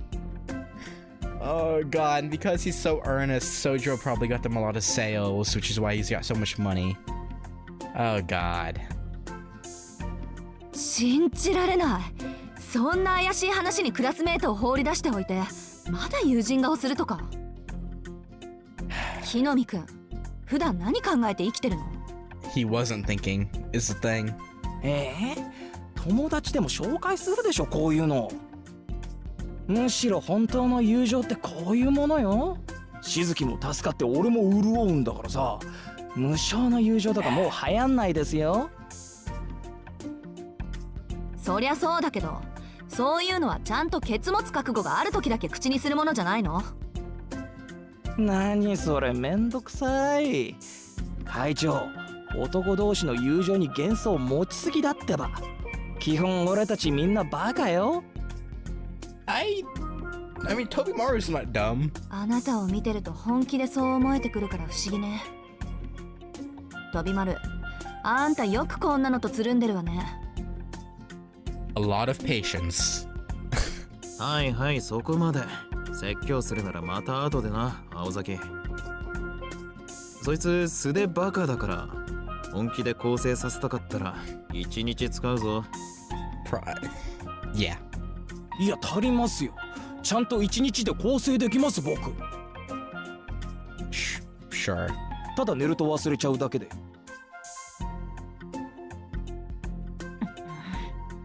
I mean, like, he's honest with himself. That's that. ま、てめえがバカだって自覚している分、気づいてないやつよりは付き合いやすい。この若さで情けは人のためならずを実践してる野郎はそういねえし。納得。確かにあんたと気が合いそうな性格ね。いや参ったな。なんだよ二人とも。いくら俺でも照れるじゃんか。今俺のこと褒めてなかった？ That's just kind of sad. He didn't realize it. The fact that it took him that long. 褒めてね。Yeah. 褒めてないわよ。ですよね。I kind of feel bad for him, but at the same time, it's his own fault. With Konomi leading the way, Aoko and Tobimaru arrived at the part-time job in question. They moved past the new entertainment district in front of the station and into the seedy part of 2nd Street. Aoko pointed to where she had lost Sojiro when she was following him. この辺りね。木の実くん、そのバイト先ってどこ？あの辺。Konomi pointed at a 4-story office building. The entrance was on one side of the first floor. At first glance, it looked no different from an apartment complex. This sounds an awful lot like a Yakuza headquarters. The hallway on the first floor continued around to the back of the building. The stairs were located at the beginning of that hallway and were the first thing you saw after entering. ちょっとそこの路地裏に入りましょう。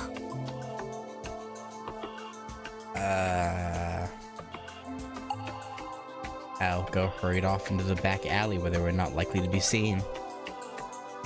3 students stuck out like a sore thumb in an entertainment district like this. で、中はどうなってんの？事務所って言ってたけど、どんな仕事？俺に聞いてんの？やだな。俺が知ってるのはここまでだぜ。俺だって先輩に言われただけで中のことなんて知らないし、宗十郎をここまで連れてきたら先輩が紹介料くれただけだし。Okay. I shouldn't have expected anything more out of him, to be honest, but I did. Their top suspect just admitted he knew no further details. Hosuke Konomi, co-defendant, or perhaps who they thought may have been the main culprit, was really no more than an annoying witness. 参った。ここまで無責任だといっそすがすがしい。ところで木の実くん、西部劇とか見たことある？役に立たない情報提供者の末路とかご存知かしら？ What? いや、俺映画って苦手なんだよ。でもセーラー服と機関銃なら見た。主演目当てで。そう？残念ね。夕日のガンマンぐらいは見とけばよかったのに。ま、どうあれ、情報提供者は悲惨な死を遂げるんだけど。Oh, yeah, you don't say. やる気満々だぜこの女。殿下、こんな教授をほったらかしにしちゃまずいって。首輪とかつけないとさ。Speaking of putting collars on people, she kind of already did that. って築地？なんだよしけた顔しちゃって。あのビルが何か知ってんの？まずいな。It is Yakuza, isn't it? 知ってるも何も。あれは最近やってきた詐欺まがいのセールス屋だ。英会話セットの販売と何ら変わらねえ。Aoko was sad to hear that the truth was as bad as she thought. Konomi seemed confused as usual. それ確かなの、飛び丸。Okay, when he gets tonight, when Sojiro gets back, you have to have him sit down and tell him what's going on here. なあ、親父の秘書さんから聞いた話だ。間違いない。表向きは新興宗教なんだが、やってることは羽毛布団の販売だとさ。じいさまばあさま相手に質の低い羽毛布団を高額で売りつけているらしい。あの事務所も貸し事務所だ。1ヶ月もこの町で稼いだらあっさりドローンするつもりだろう。And their local sales people are gonna be scapegoated by the victims. Ah, God. 間違いなく宗十郎は騙されてるな。最高のカモだろ、詐欺師にとっちゃ。Tobimaru slumped his shoulders in defeat. Aoko, however, was already in full-on battle mode. よし、潰す。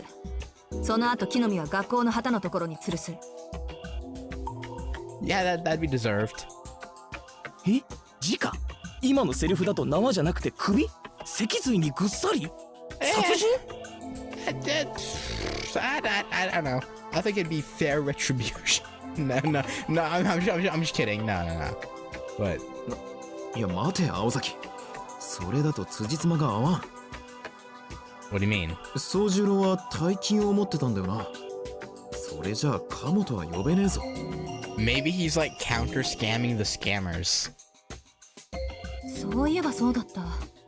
木の実くんの発言に気を取られすぎて、あの大金のことを忘れてた。あれ？ってことはまさか。ああ、騙されている側だったら金は減っていく。 Yeah. だが増えてるなら話は別だ。考えたくねえが、宗十郎のやつはセールス側に回ってるんじゃないか。Yeah. 信じられない。宗十郎が詐欺グループの一員になっているですって。I mean, maybe not intentionally. Well, actually, maybe it was intentional because because the conversation between him and the Robin, we talked about like, even if something people seeing you as a scam artist, but you're doing it for the greater good, like, oh, no, say it ain't so. はあ、まさかしずきに騙されるようなやつはいねえよ。だいたい嘘つけないじゃんあいつ。羽毛布団を売りさばくとか絶対無理だって。 Unless the people at the top, you know, are telling him that it's all legit and he believes them, and so then he's not lying to any of the people he sells to, right? It's like だから宗十郎自身それが悪質な詐欺だと気づいてないんじゃないか。あいつはあいつで心からいいものだと思って売ってるんだよ。Exactly. 真心の塊で。おお、なるほど。そりゃ納得だ。あの純真さんがお年寄りに大人気ってわけだな。やるじゃんしずき。今度会ったら俺もお裾分けしてもらった。You deserve that. 木の実くんの構成は今後の課題として、どうしよう飛び丸、もう少し様子を見た方がいいと思う？仮にしずきくんが関わってたら彼にも詐欺罪が適用される？まだ未成年だけど。あくまで従業員だから実刑はかからねえとは思うが、敵さんはあれで食ってる連中だからな。宗十郎が雇われた時の契約書の内容次第だ。I would hope that, you know what, actually no, he probably didn't read anything that they had him sign. そうよね。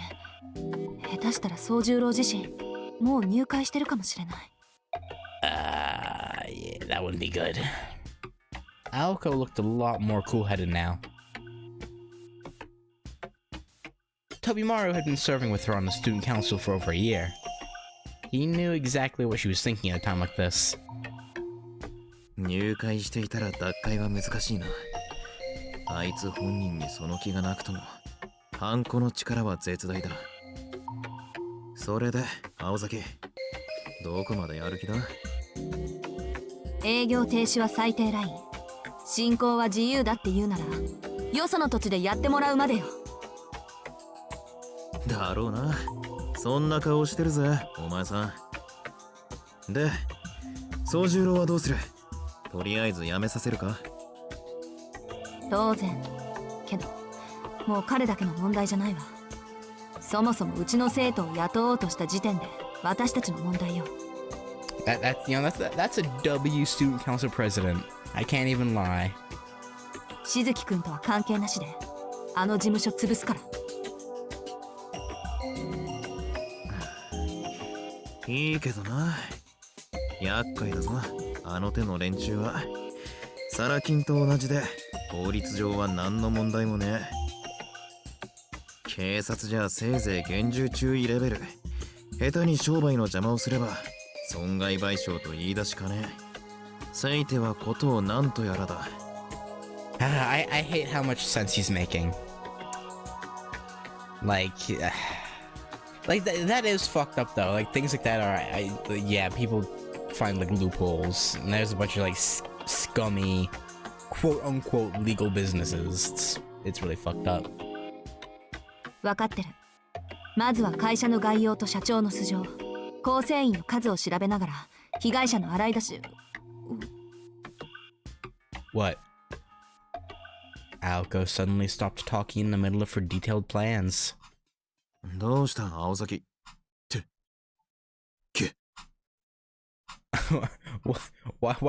What?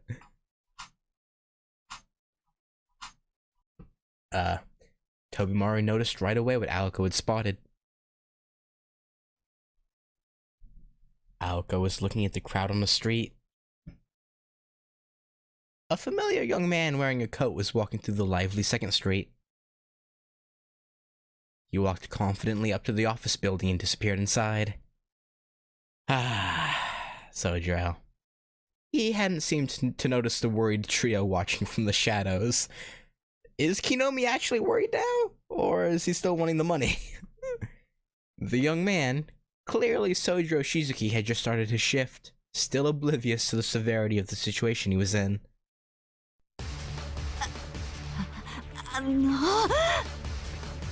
He hasn't learned what you have yet. Chill. Aoko was shaking with rage. 待て、落ち着け青崎。気持ちはわかるが、あいつに悪気はだな。ああ、もうなんか無性に頭きた。Which going in? Aoko raised her head up in a fury and clenched her fists. She was no longer her usual calm and collected self. This was the student council president who ruled with an iron fist, fueled by her own righteous indignation. 飛丸、応援団の美濃先輩に連絡取って、今すぐこわもての団員20人ほど集めてきて。Mino who? 喧嘩になるかもしれないから、それなりの装備込みでって。Okay. Aoko darted out into the main street as she barked her orders. She looked like an esteemed general charging into battle against an enemy squadron. ミノって応援団の団長のか。しかも20人って、お前一体何する気だ。Okay, so she wants the cheerleading captain to get 20, like what, baseball players? I guess. 決まってるでしょ。殴り込みよ。Wait, so you're trying to get students to commit violence as the student council president, you shouldn't really be advocating for that, but at the same time it's a good cause, so yeah, let it slide. まずは法律面での制裁からなんて考えが甘かった。学生騙して私腹を肥やすような悪党には物理的な制裁で十分よ。そもそもスケールが小さいっての。何よ本物の光って。こんなしけた街で羽毛布団とか売ってんだ。yeah. さて落ち着け。さっきまでの平和的なプランはどこに行った。悪党を暴力で押さえつけていいのは警察だけだ。いいから戻りやがれ。I don't think that's gonna happen. Yeah, is he like forcefully dragging her back? 何よ、その警察が使えないから私たちが出張るんじゃない。文句あるなら代案出せ。文句はね、まず落ち着けって話だ。そもそも代案なんざ立てるまでもね。お前さん、さっきはどんな手を考えてたか口にしてみろ。まずは法律面での制裁をとか言ってただろ。そんなのあんただって分かってるでしょ。あの会社の調査と並行して詐欺の被害に遭った人たちを探して私たちが間に入って連盟を作る。ご老人ばかりを標的にしてるのはおじいさんたちは世間の事情に疎いと見くびってるからだろうし。 As many scammers do. Why is the... Sorry, my phone keeps going off. なんでおじいさんたちだけじゃわからない問題を私たちでフォローしてあげれば被害者の会ぐらいは作れるわ。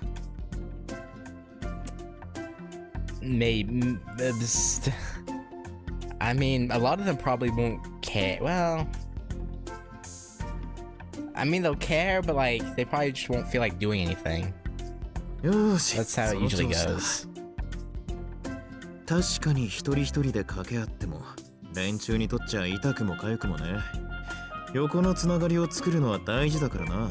But yeah, no, I guess maybe if there's an outside force trying to get them to work together, I guess maybe it could work, I guess. それで契約をなかったことにして取られた金を取り戻すか。それは無理でしょうね。契約書は絶対よ。頭くるけど書かれたことは覆らない。今からできるのはこれ以上の被害を抑えることだけ。ローンの解約、入会の破棄、それと可能な限り金銭を回収する。Yeah, what Sojiro's made, like, yeah, she like once Sojiro like learns like what's going on, he what actually I was gonna say maybe he would be willing to give his like what he's made back, but honestly maybe we'll see. 羽毛布団ならクーリングオフが適用されるはず。すべての返品は無理でもやるに越したことはないわ。上出来だ。それで行こうぜ青崎。何もお前さんが悪役になる必要はね。せっかくの法治国家だ。平和的に解決しよう。それはそうだけど、こんなの部外者だから言えることよ。詐欺に遭った人たちからすれば取られたものは取られたままなんだし。それを気に病むのはそれこそお前の仕事じゃねえ。まずはクマリンに連絡しよう。あいつ商店街の娘だからな。被害者の調査に向いているだろう。小鹿にあんまり荒ごとに巻き込みたくないけど仕方ないか。 So that's interesting. So we're gonna get Kamari and like everyone's gonna come together, which is for the first time, I think. OK、私の方から連絡する。飛丸は美濃先輩への電話お願い。あ？こっちの話なら応援団必要ねえだろ。必要だってば。脅し要員だけじゃなくおじいさん間の連携に走ってもらわなくちゃ。先輩たちいかつい顔して優しいでしょ。クーリングオフは書面に起こすことが大前提。書類に弱いおじいさんたちの代わりに先輩たちに代筆してもらうのよ。Okay, good plan. Good plan. なるほど、そりゃいい。数の暴力だな。連中も20人からの返品は夢にも思ってねえだろうさ。Wait, so all those guys that she was talking about are on the cheer squad. So that's an interesting cheer squad then, I guess. Aoko and Tobimaru both nodded in agreement. Konomi had been completely left to the wayside in this whole discussion. なあ、クーリングオフってなんだよ。俺聞いたことねえんだけど。買った商品を返品して購入時の金額を返してもらうことよ。日本じゃ10年ぐらい前から正式に採用されてるけど、木の実くん聞いたことない？いや全く。ただの返品と違うの？同じだけど、こっちは国が後ろ盾になってくれるわ。本物の光が法を盾にするなら、こっちも法で突き破るだけよ。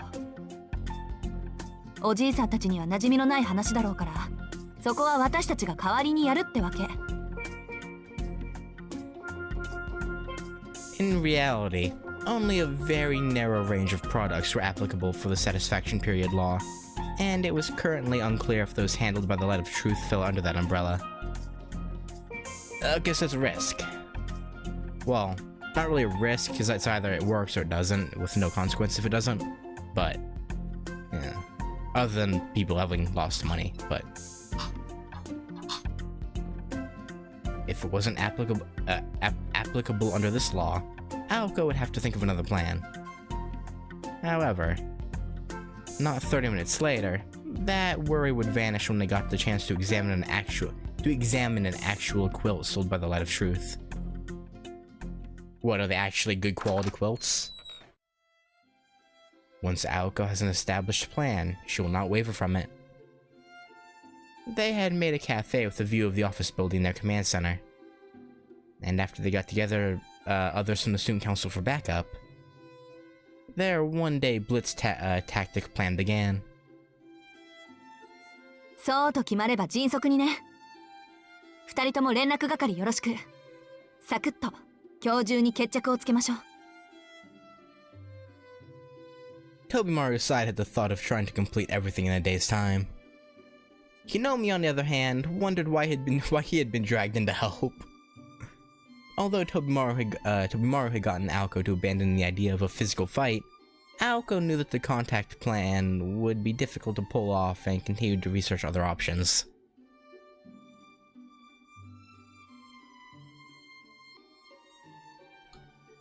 There were many conditions that needed to be met for this plan to actually work. The major issue was the amount of time elapsed from the time of purchase. Yeah, after a certain period it won't be liable for refund.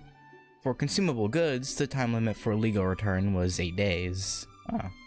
If there were 30 or so victims, this would probably only be applicable to 1 or 2 of them. If that was the case, they needed to look for some other consumer protection besides the satisfaction clause. 何々？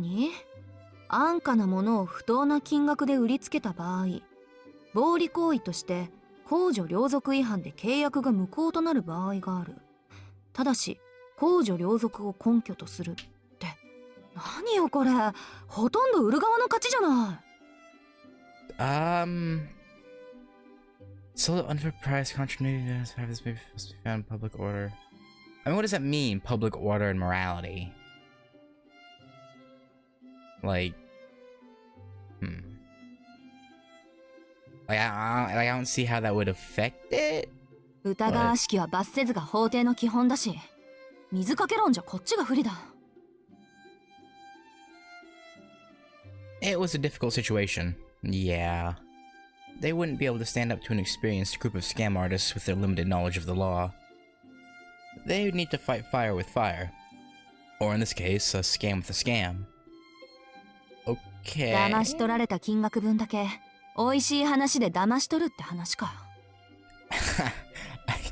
Good luck with that.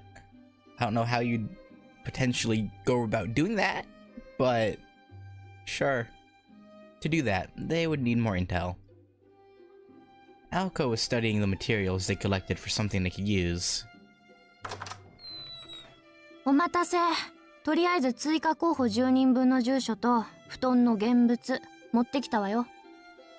It's good. サンキュー。さすがくまり。本気出せば仕事の早いこと早いこと。Is that supposed to be like a kind of backhanded compliment? Like why you can get things done fast if you might is that, or is that just an actual just compliment that I'm taking as backhanded? I don't know. Aoko took the list of victims from the student council secretary, Kojika Kumari, and immediately contacted Tobimaru on his pager. Okay. When Sojiro was talking to Kumari, did her being the secretary come up?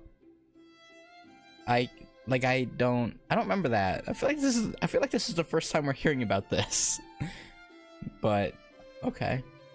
Although pagers could only receive short message like "call me," they were a powerful means of communication in an age where people relied on public telephones. Tobimaru called the cafe to give Aoko an update and hear about the list of newly discovered victims. 被害者の会はできたのね。仕切りは青山くんにやらせて。一応相手への牽制として名刺も作ってくれると助かる。事務局はほら、文化祭の時に作った偽団体あるじゃない？あそこの電話番号にしておいて。電話番は山城先生に頼み込むわ。Yeah, just making Yamashiro have to deal with all this. Just okay. Well, I mean, I hope you told him what was going on before you inadvertently sign him up for it. The Victims Advocacy Group is currently at just over 10 members. The group's aim was to help the victims of the scam get their money back and remove themselves from the light of truth. Some of the victims hadn't even realized they'd been scammed, so with some explanation, about 10 more members were added. It helped that it was polite, young, well-dressed students who were giving them this information. The elderly generally seemed more accepting of anyone who was around the age of their grandchildren. Yeah, I can see that. にしても、よくここまで調べたもんだわ。否定の20人なんてあっという間だったわね。It's good. あんたの言う条件が分かりやすかったから。60過ぎのご老人で、一人暮らしで、町内会に入っていない人を探せばよかったんだし。やってることは本物の光の販売員と一緒。でも、こんなんでなんとかなる話じゃないと思うけど。結局のところ、抗議するのが関の山じゃ。青崎？ちょっと、何薄気味悪い顔で笑ってるのよ。Aoko looked up after being called out by her friend. いやー、面白いもん見つけちゃって。What? 成果の乏しい戦いになると思ってたけど、風向きが変わったわ。ほら、見てクマ。この羽毛布団のマーク。んAoko showed her the product label sewn into the down quilt. There on the tag was what looked like the Japanese Industrial Standards logo. Okay.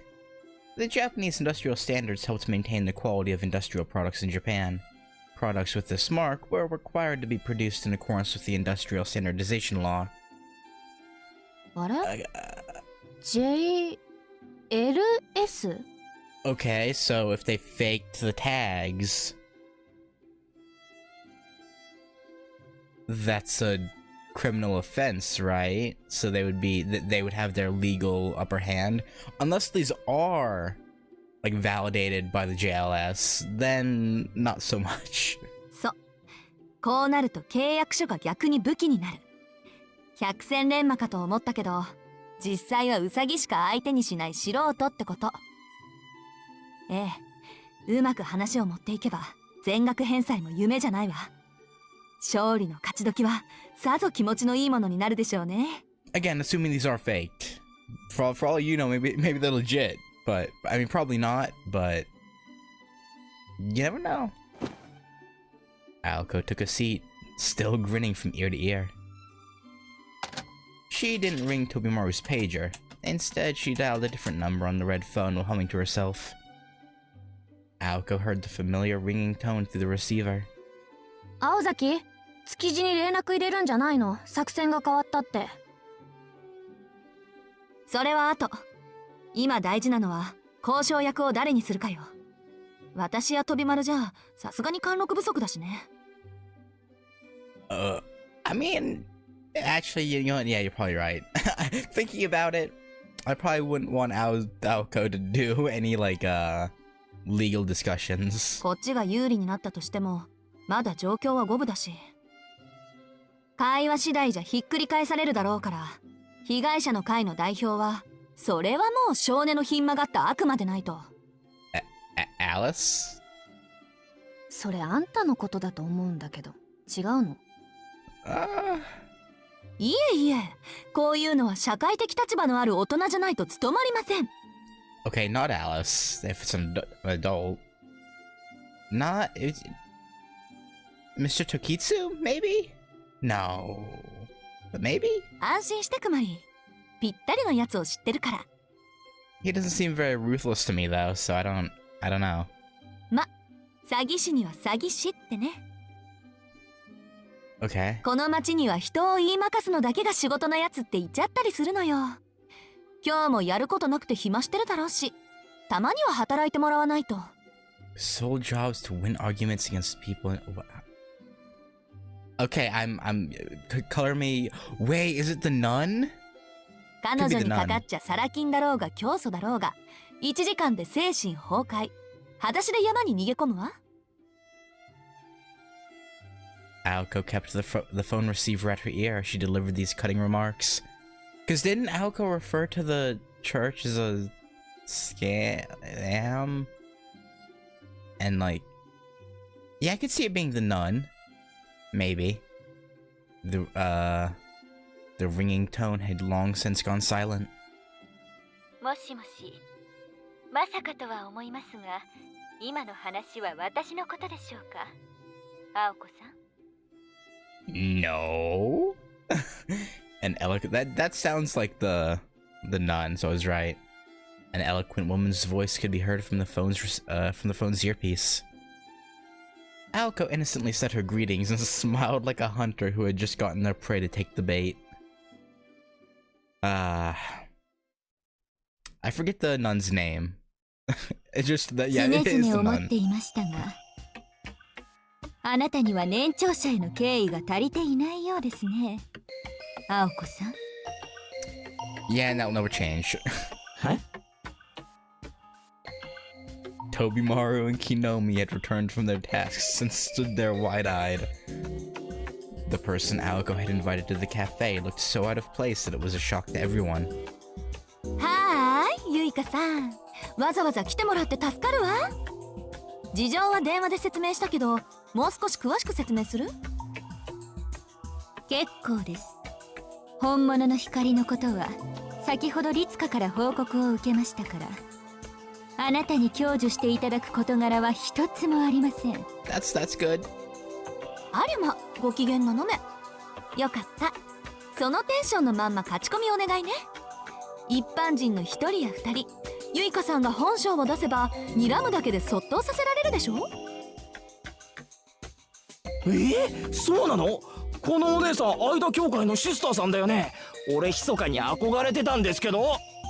You mean you think she's hot, right? いや、そんな場合じゃねえ。どうも、木南浩介っす。青崎さんとはあんまり仲良くありません。You know what? That's probably a good thing to point out. Konomi was clearly trying to earn points by showing that he also was not that friendly with Aoko. Sister Yuika gave him an angelic smile back. Hook, line, and sinker. これはご丁寧に。相田教会で装飾を務める須瀬ゆいかです。はじめまして、大介さん。いやー、すんげえ。本当にシスターだよ、シスター。会長とんでもない隠し玉連れてきたな。And you bottled it. あれでもユイカさんに何してもらうの？いや、俺はいてくれるだけで嬉しいけど。God damn it, Konomi. まあ、大体想像できるが。はじめまして、シスターユイカ。三崎高校生徒会副会長、築地飛丸です。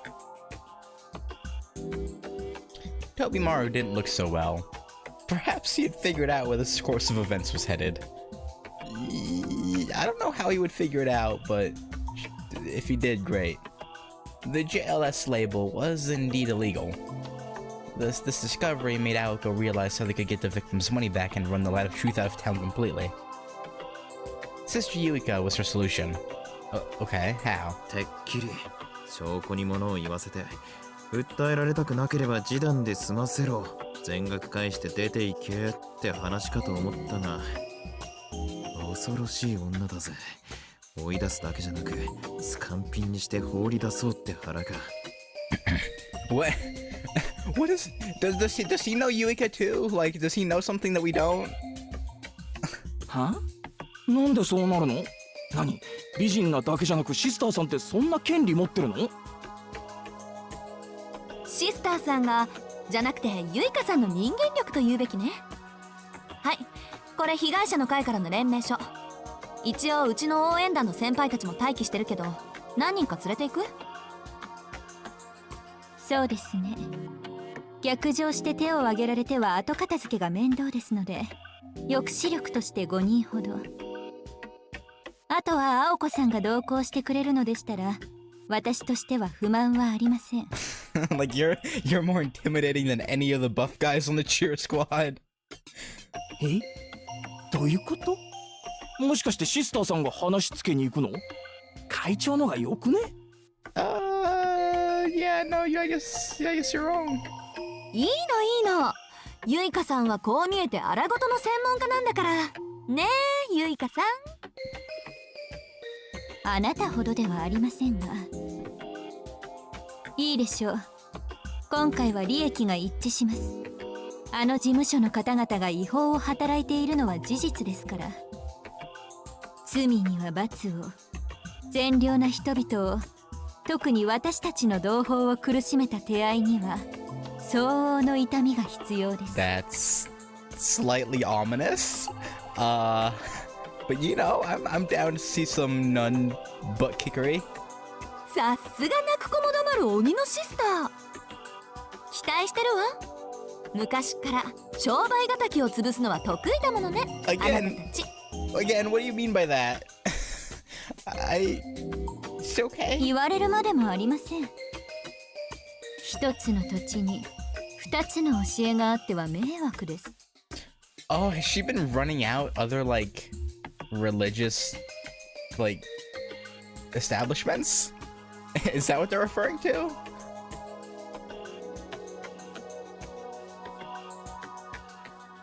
Though the two continued to antagonize each other, they entered the office building fighting for the same team.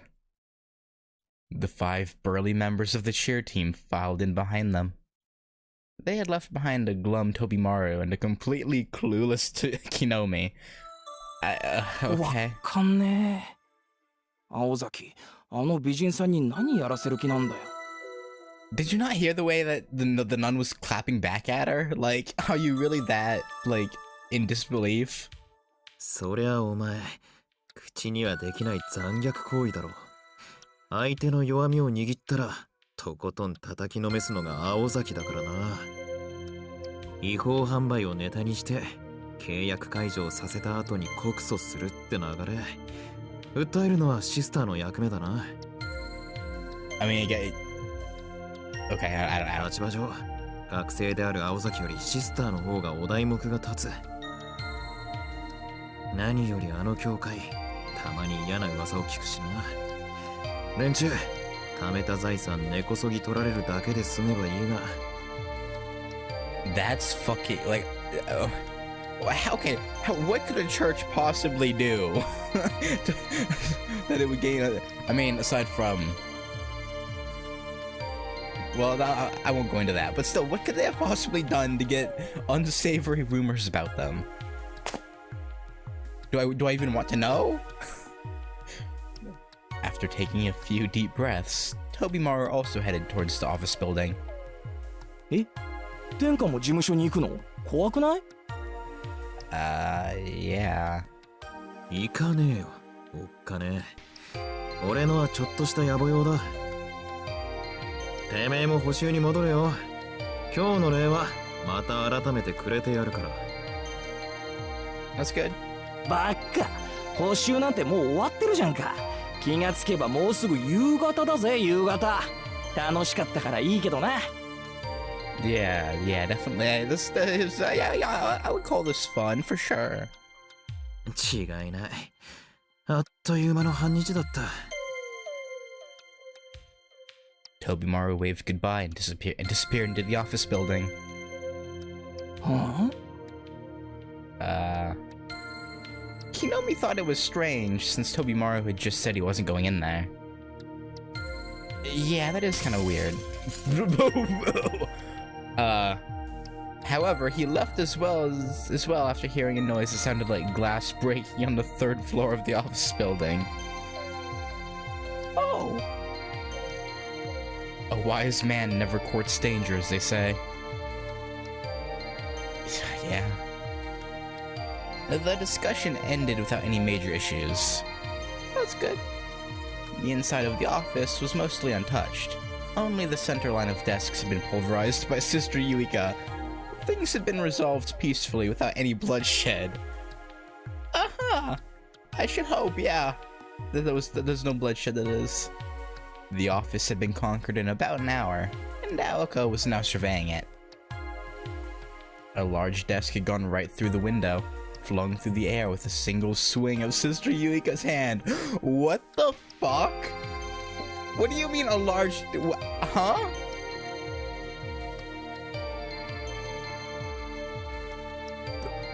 How? The sales staff were shaking in the corner like they'd just seen the devil incarnate. Sister Yuika brought in the 5 members of the cheer team to seize the officer's permits and other important documents. あれ? What?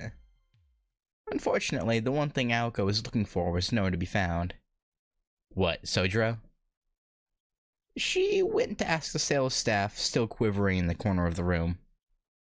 ちょっと、3時間ぐらい前、ここに人畜無害そうなの来なかった？ビルから出てきてないから、まだ中にいると思うんだけど。Wait, is he not even working for the Light of Truth? Is he because, like, they were on just one floor, right? What if there's multiple leases for multiple floors, and he's not even working here?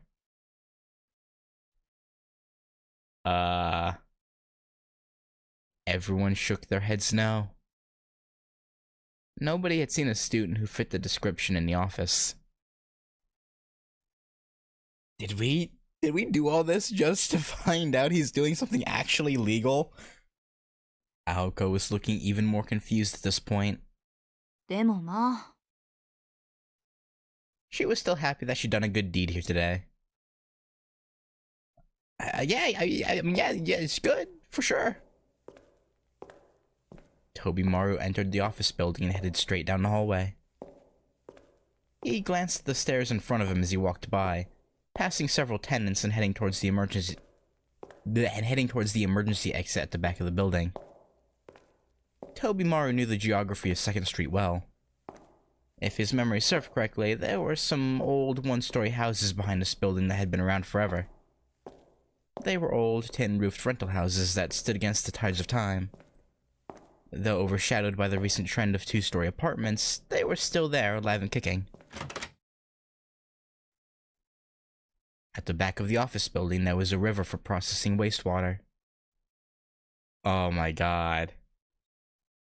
Beyond the river and a fence, there are many one-story houses. Next to the building, there was a bridge that crossed over to the other side. It was a shortcut only neighborhood locals would know about. なるほど。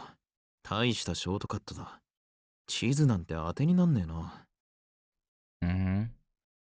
As Tobimaru walked towards the bridge, he saw a familiar face exit one of the old tin roof houses. The young man was wearing a coat and was without a doubt Sojiro Shizuki. 明日もまた来ておくれね。Is he actually a manho? I thought, I thought this was a joke, and so did Tobimaru, but like, okay, old woman, so no, there's no way, right? Yeah, no way. Sojiro across the bridge while the old woman who resided there saw him off. あれ、副会長？ああ、奇遇だな、色男。Slick?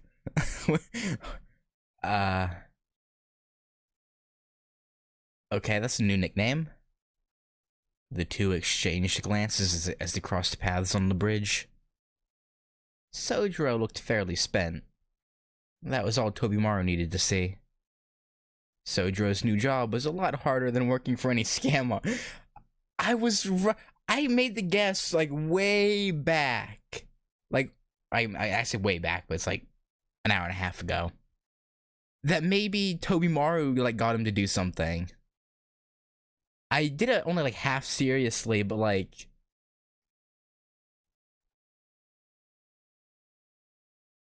I'd like completely written off that idea at this point. What? They both stopped to talk on the footbridge. あの辺りに親戚でもいんのか? Or okay, maybe not. いや、いない。一つ手に紹介されて、おばあさんの話し相手をしていただけだ。Wait, you're just getting paid to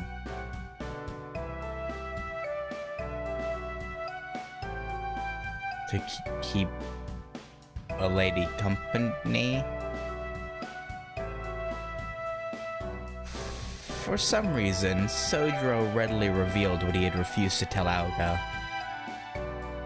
Okay, I'm mildly confused at this point, won't lie. そんな気軽に話していいのか? 守秘義務とかありそうだが。いや、秘密にしなくちゃいけない話でもないんだ。ただ、話しちゃいけない気がしただけで。So Aoka went through all this trouble for you to decide, you know what, I can talk about it anyway. 飛び丸には出てくるところを見られたし、正直誰かに言いたい気持ちはあった。Leaning on the rail of the footbridge, Tobimaru urged him to go on. It turned out that Sojiro's story was nothing out of the ordinary.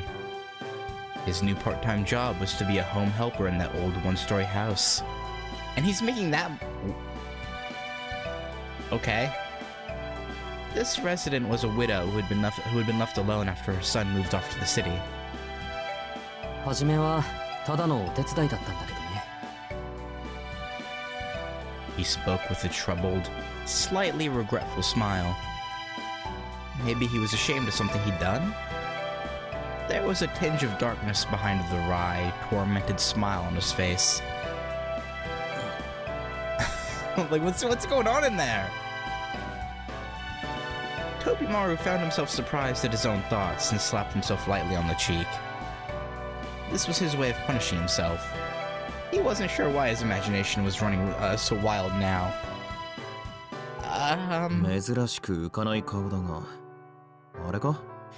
出て行った息子さんとやらに文句があるのか? 介護が必要なおふくろさんを放って好き勝手に暮らしていることに? Maybe. どうだろう。確かにおかしな話だとは思う。けど、俺はその息子さんを責める気にはなれない。だってそれは。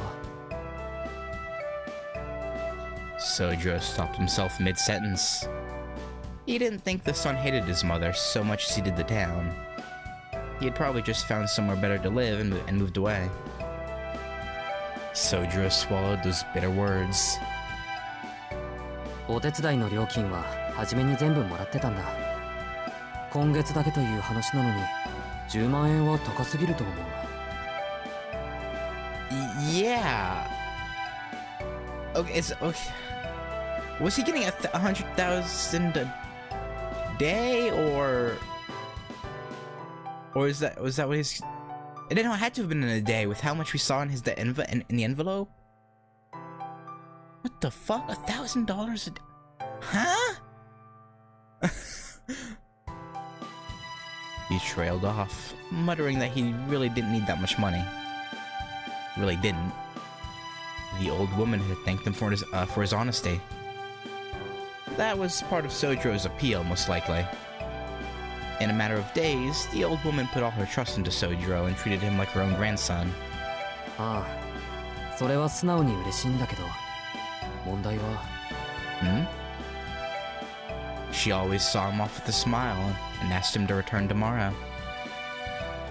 Every time he left, she gave him a stack of cash in the hope that he wouldn't forget her. You know what? Okay. I can honestly see why he didn't want to talk about it. Like, the fact that the lady thought if she just like asked him to keep coming by without handing him stacks and stacks of money, he probably would have if she just asked honestly. But the fact that, because he knows the fact that she like probably feels like she has to, like, I don't know, it's kind of depressing. それだけで大金もらってたのか? Yeah, apparently. お孫さんの代わりをしてほしいと言われた。あなたは信じられるから、これで孫のように振る舞ってくれって。Yeah. I can see why he'd be troubled. I would feel awkward in his position too. Like,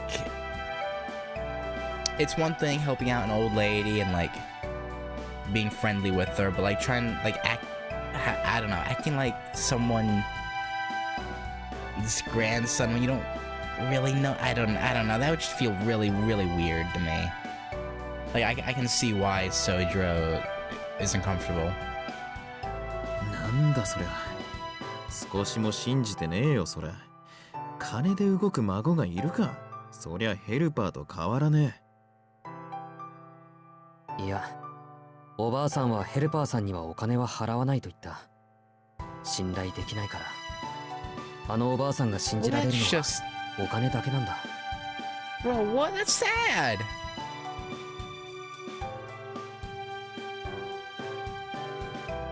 Like, dude, the more I hear about this old lady, the more I think she's very, very just depressed. She seemed to have some quirks about her, probably because she'd been living alone for so long. By this point, she'd lost all faith in the goodwill of humankind. To her, the bonds of a family were nothing but fantasy. After being cast aside by her own family for so many years, the only thing that remained faithful to her was the money she'd saved. Over time, this led to her developing a strange complex. For her, the money she'd scrimped and saved, the last thing she could rely on, was the only way she could conceive of keeping someone in her life. Bro, I did not want, dude, what? I did not want to be depressed today playing this. What the hell? バカらしい。それって結局金で雇った他人じゃねえか。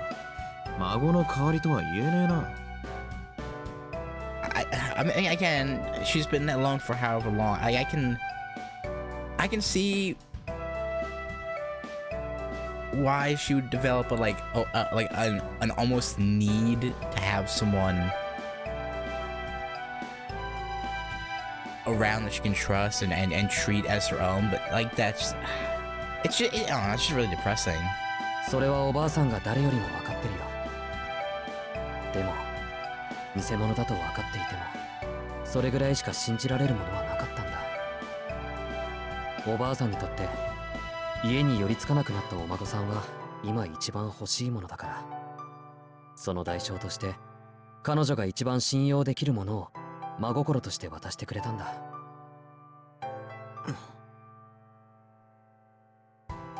She wasn't buying him though. She just trusted Sojiro from the bottom of her heart and was thanking him the only way she knew how. She didn't realize how that looked from other people's perspectives. また厄介な事情に首突っ込んだもんだ。ま、あんまり深く思い詰めるな。いい話じゃねえか。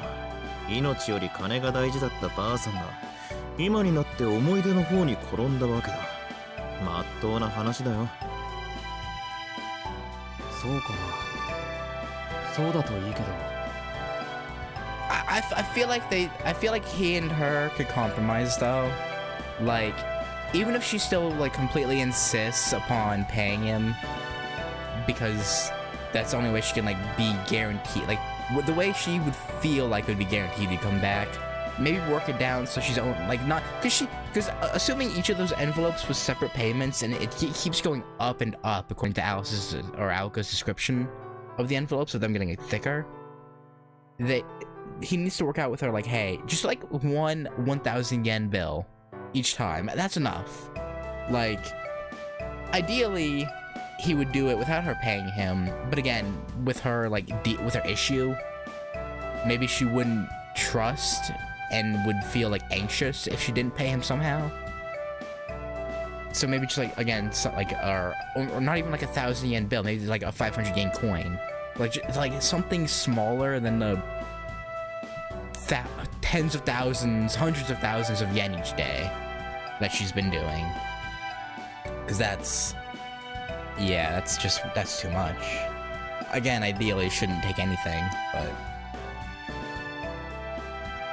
it was obvious from Sojiro's expression that all this still weighed heavily on him. なんだよ、煮え切らねえな。どうせお前さんのことだ。もらった金は一銭も使ってねえんだろ。んなことしてりゃ、いずれ年金も底をつく。そうなった時に丸々返すつもりだから、青崎にも黙ってたんじゃないのか？なんで飛び丸がそんなこと知ってるんだ？ Oh, okay. Yeah, that's okay. I guess you can't keep going like this then, if that's the plan. まあ、いや、なんとなくそんな気がした。Tobimaru decided it was best not to tell Sojiro about all the trouble they went through for him today. He knew Aoko would only make him regret it later if he did.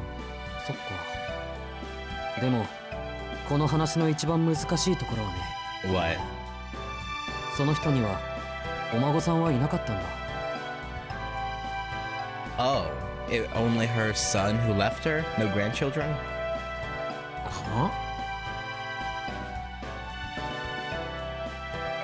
After a few moments of surprise, Tobimaru let out a sigh. He understood. Being widowed with a son who's moved into the city and grandchildren who never visit. That was a normal, full and rich life. Sometimes, however, a person's dreams were all that kept them going. The bottom is limitless.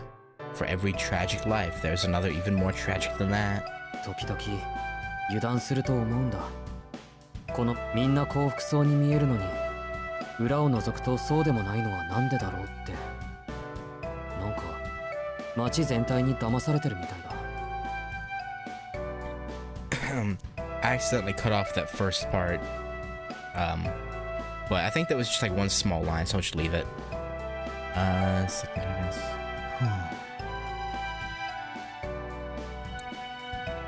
I mean, yeah, you never know what's going on, right? Not like in a small village in the mountains where like probably everyone at least knows each other to some extent. All these people, you just like, it's hard to get a read on them, like what's actually happening with them. Tobimaru leaned over the railing and looked down at the bustling town below. In the end, Sojiro's worries stemmed from his feeling lost in this environment. The woman who walked through life alone into old age. Tobimaru's struggle with being antagonized by his entire family. Those were both personal matters. Sojiro's problems stemmed from the nebulous entity of the town itself. For every bit of progress made through modernization, there were also people left in growing misfortune. It didn't matter whether they were unequal in wealth or compassion. It was all the same. The larger a town grows, the harder it becomes for the weak to thrive. For a young man who spent his life in the countryside where everyone helped each other, this was hard to understand. Sojiro, お前、この町は好きか? No. まだわからない。Well. そういう飛び丸は？まあ、似たようなもんだ。好き嫌いも半々で、たまに何もかもどうでもよくなる時はある。だがまあ、お前さんとは真逆だな。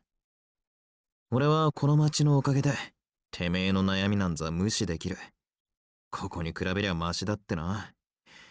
空虚であろうと、この忙しさ、節操のなさは捨てたもんじゃねえってな。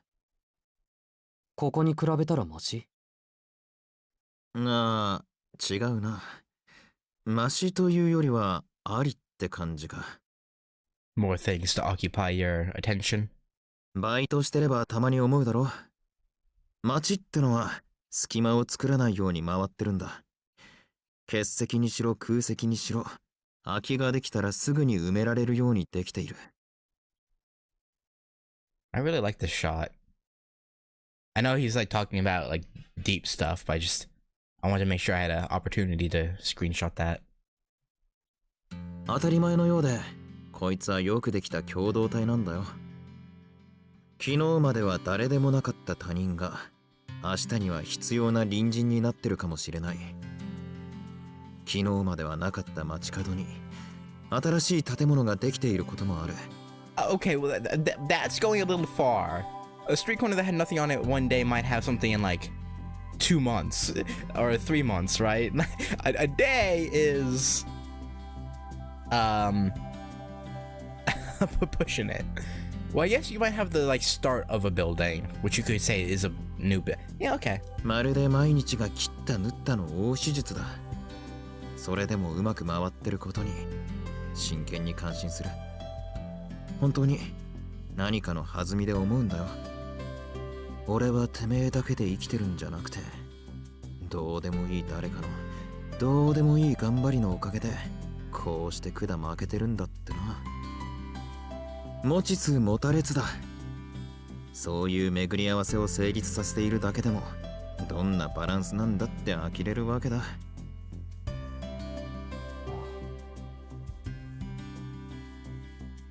Just as the mountains are alive, so is the city. Tobimaru didn't seem to like the way that living creature had manifested itself. But even still... そうか。敬意を払ってるんだな、飛び丸が。まあ、照れくさいが、そういうこと。As someone who was born and raised in the city, Tobimaru was thankful that complete strangers were able to help each other out.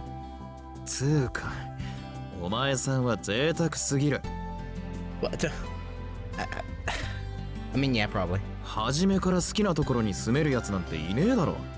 生まれる場所は選べねえしな。単純な話、自分が住むって決めたところを好きになるしかねえってことだ。Yeah, you can't really expect things to adapt around, or like, can't expect a place to adapt around you. You have to adapt around it. No. Tobimaru gave Sojiro's back a hard slap.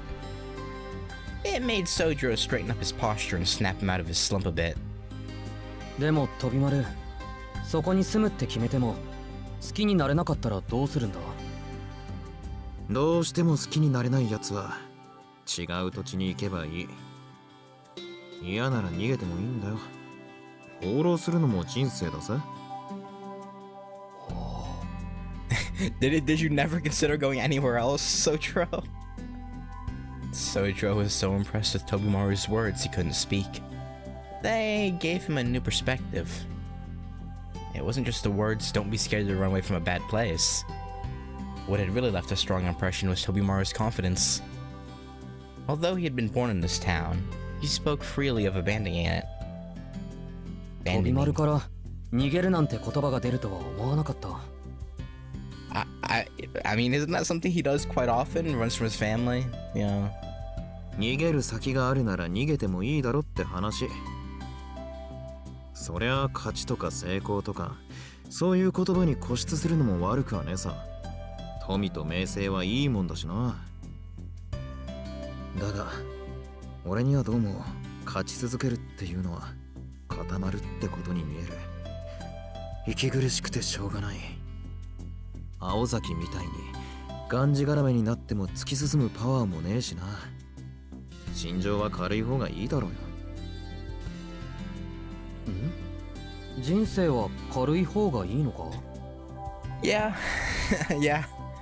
いや、軽いとか手堅いとかそういうんじゃなくて、俺はもっとこうロマンあふれるっつうか。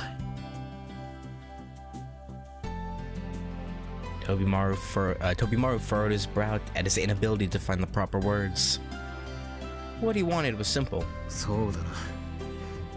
俺はきっと笑える人生が送りたいんだ。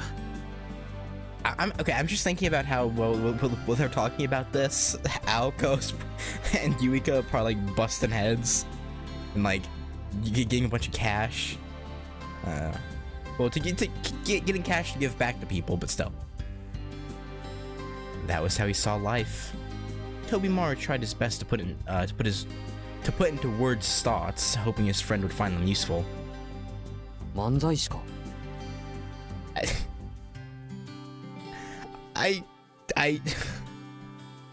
？yeah, sure, like a comedian. Tobimaru was so done. Tobimaru's shoulders slumped in disappointment. But even so. いや、そんなもんか、実際。Yeah, just go with it. The more he thought about it, the more he realized that Sojiro wasn't really wrong. There was no end to human desire. The perfect life was an unattainable dream. The only way to really win was to be able to say with your dying breath that you had truly enjoyed living. たく、青崎の影響かね。考えなしのバクとかっていうの。あいつ、ボニー&クライドとか大好きなんだろうな。Yeah, probably. Tobimaru tiredly scratched his head. He never would have said something like this last year, considering how pessimistic he'd been then. ともかくだ。他人の事情にいちいち落ち込んでるようじゃ日が暮れるぜ。いや、実際もう暮れかけてるけどな。とんだ道草だ。そうか、引き止めてすまなかった。Tobimaruは他に用事が？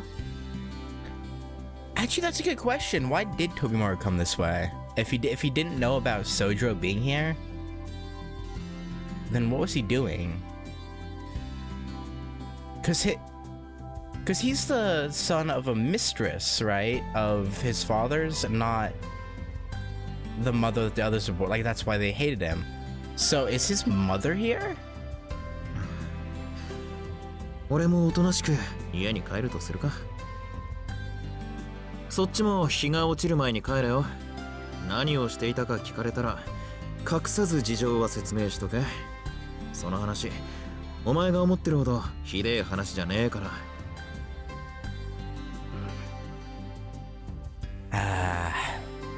Sojiro frowned and fell silent. He still hadn't come to terms with his arrangement with that old woman yet. If he hadn't gone there in the first place, she might not have felt like anything was missing from her life. That feeling of regret was exactly why he wanted to talk to someone. お前、残酷なことをしたと思ってんだろ。ばあさんの人生に今からじゃ取り戻せないものを見せつけた。どうかな。He's like, you read me so easily. Sojiro was stunned into silence. Tobimaru knew exactly what Sojiro regretted. そりゃ違う。思い上がりだぜ、Sojiro。That is kind of conceited. いいか、そのばあさんも自分は人生に失敗したなんて思ってんなら、今の自分にできることをさせればいい。幸い金は腐るほどあるんだろなら思いっきり人助けをさせてみろ。金で救える不幸なんざ山ほどあるだろ。で、ばあさんがどんなもんだと胸を張れたんなら、それは間違いなくいい仕事だ。少なくとも俺は気持ちがいい。それはおばあさんの苦しみを解決していない。 True。 解決できねえ問題は放っておけ。そのばあさんには今他に解決できる問題があるんだから、それでいいじゃねえか。で、悪いけどお金はこれから世のため人のため自分のために使うから返しておくれとなったらば、ばあさんの勝ち。偽物の孫なんざよりよっぽどいい生きがいに目覚めたわけだな。 I mean, Tobimaru is giving a good point. It's still, again, I get why Sojiro is still hesitant. It's like it still doesn't really fix the longing she'll have for something that she never will. But I think ultimately what Toby is saying is probably the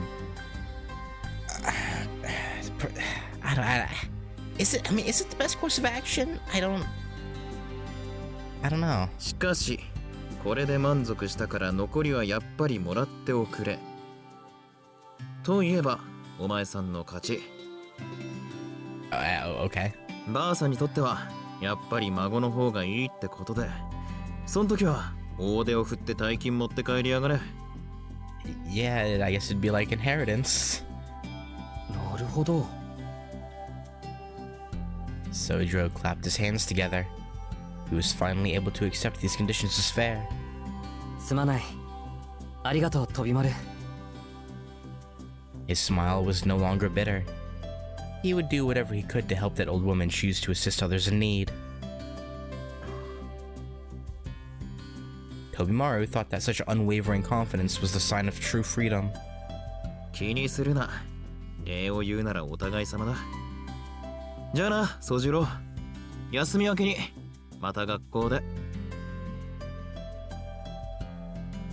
His goodbye wasn't the friendliest, but Sojiro didn't mind. He ran home with a big smile on his face. Tobimaru's smile was a bit less carefree as he left the footbridge.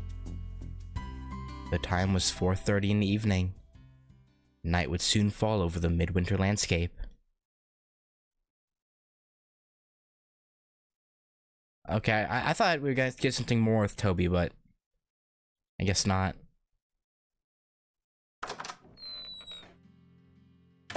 ただいま。今夜はまた一段と冷えるね。 Aoko and Alice were both in the drawing room when he returned. She is puzzled, like, where the fuck were you? Neither of them had eaten dinner yet. Aoko looked displeased. Alice sat uncomfortably on the sofa. あれ、もしかしてこっちの帰りを待っていたのか? Yeah. Alice quietly affirmed his assumption. Aoko vehemently denied it. 青崎、俺の気のせいならいいんだけど、なんだか昨夜以上にどうかしてないか? Yeah, about that. Sojiro had gotten slightly better at reading the room, but he still had difficulty choosing the right words. I'll show you worked up! Was what she wanted to say, but she stopped herself. She wasn't actually all that angry with Sojiro. But... どうかしてるの、青子。してないわよ。してるのは宗十郎の方だっていうの。Us? Not now. What do you mean? Alice's additional remarks seemed to have been the tipping point. Sojiro thought this showed she was indeed worked up about something. しずきくんがどうかしたの？彼、今夜は比較的まともだけど。Sojiro felt like that was pretty offensive too, but let it slide. もう分かったわよ。そっちから切り出すまで黙っていようと思ったけど、私の方から聞いてあげる。宗十郎、あんた本物の光って名前に聞き覚えはない？いや、全く。初めて聞いた。でしょうね。名簿にあんたの名前はなかったもの。なんだってあんな勘違いしちゃったんだろう。Like you thought earlier, you still did a good deed, okay? So it's not all that bad. 骨折り損とまではいかないけど、また良くない評判立てちゃった。Aoko let out an exaggerated sigh and flopped down onto the sofa. Seeing Aoko in this weakened state as an opportunity, the blue robin flew jauntily down from the sunroom. 見てたっす。自分見てたっす。ご近所じゃもうおひれつきまくりっす。青崎さんとこの娘さんがまた指一本で見せつぶしたとかマジパニー。指先一つでダウンとかどこまで都市伝説作る気っすか？ You are asking to be tonight's dinner, aren't you? The robin continued to chatter praise for Aoko's deeds of valor.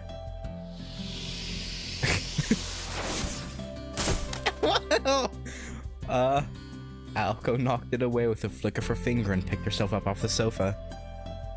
今日はお金持ってないわね。例のアルバイトはもう終わったの？いや、まだ続いているよ。あのお金は預かり物だから、朝のうちに口座を作って預けておいた。預かり物？そう、預かり物。きっと全額返すことになる。She's probably gonna be even more confused. Sojiro took off his coat and began talking about his job as a home helper. He kept it simple, explaining how things began and the conclusion he'd come to with Tobimaru earlier. Aoko seemed stunned by the outlandish circumstances, but in the end... はいはい、やっぱりね。安心したっていうか、がっかりしたっていうか。そうよね。どう頑張っても悪事を働ける人間じゃないわよね、あなた。I don't know about incapable, but it would be very difficult, yes. She was back to her usual offensive self. However, there was another girl in the room who had at this point gone pale. 待って。ということは、それはしずきくんのお金ではないの？ No? I guess not. あ、人様のお金だよ。Did you take some, Alice? Alice? アリス？ What have you done? なんかとんでもない顔してるけど、どうかした？それが、どうかはしてないけど。出前はしたの。That's not nearly as bad as I thought it was. I thought it was gonna be like, I don't know. I ordered some like magical artifact off like Magizon or something. I don't know if Magi had an Amazon equivalent. That's what I actually no. This is the 80s. They don't have internet. Or I mean, internet exists, but this house definitely doesn't have it. So yeah, I don't know. はい？ Alice handed out menus for the local soba noodle shop and a cafe. The blood drained from Aoko's face as she took everything in. Well, you've been taking money from his other part-time jobs, right? As rent? Like, where's that gone? Or is this before that? No, it can't be because he decided on that. Like right when Alice decided to let him stay, and yes, this has to be out. You should have money on hand, right? Because of what you've been taking as rent. Okay. Unless you did something else with it. Alice quietly passed her a small note. On it was a hastily written order that was more than enough food for the three of them. まさかもう注文を？ Alice. だって、そろそろごちそうのタイミングかと思って。You know, I never thought I would see Alice actually looking like guilty. Like the face, like with the, you know, like she looked disturbed a minute ago, right? But this is like an actual guilty face, which, you know, I didn't think I'd see from her at all. So this is a pleasant surprise. Alice's accusing gaze fell on Sojiro. え、俺？なんで？ He's already paying you rent. What else do you want? そりゃあんたがいらない期待を持たせたからでしょう。アリス、あんなに喜んでたじゃない。明日はごちそうねって。Okay, how much was it, right? Because he made, what, a few 100,000 yen at this point? Like, I guess he could spare like 10,000, right? Sojiro clapped his hands together for the second time today. He remembered that Alice had said that yesterday. ええ、あの夜、しずきくんは同意してくれたわ。True. Alice was eager to emphasize this was not her fault. いや、それは。You maybe should have planned, you know, around it with each other instead of making an assumption. そうね。アリスのミスなのは確かだけど、悪いのはあんたもよ。大金を持ち歩くってのはそれだけで危険なんだから。The fact that they're turning this on, okay. いい教訓になったんじゃない？観念して二人で感情折半しなさいよ。Excuse you?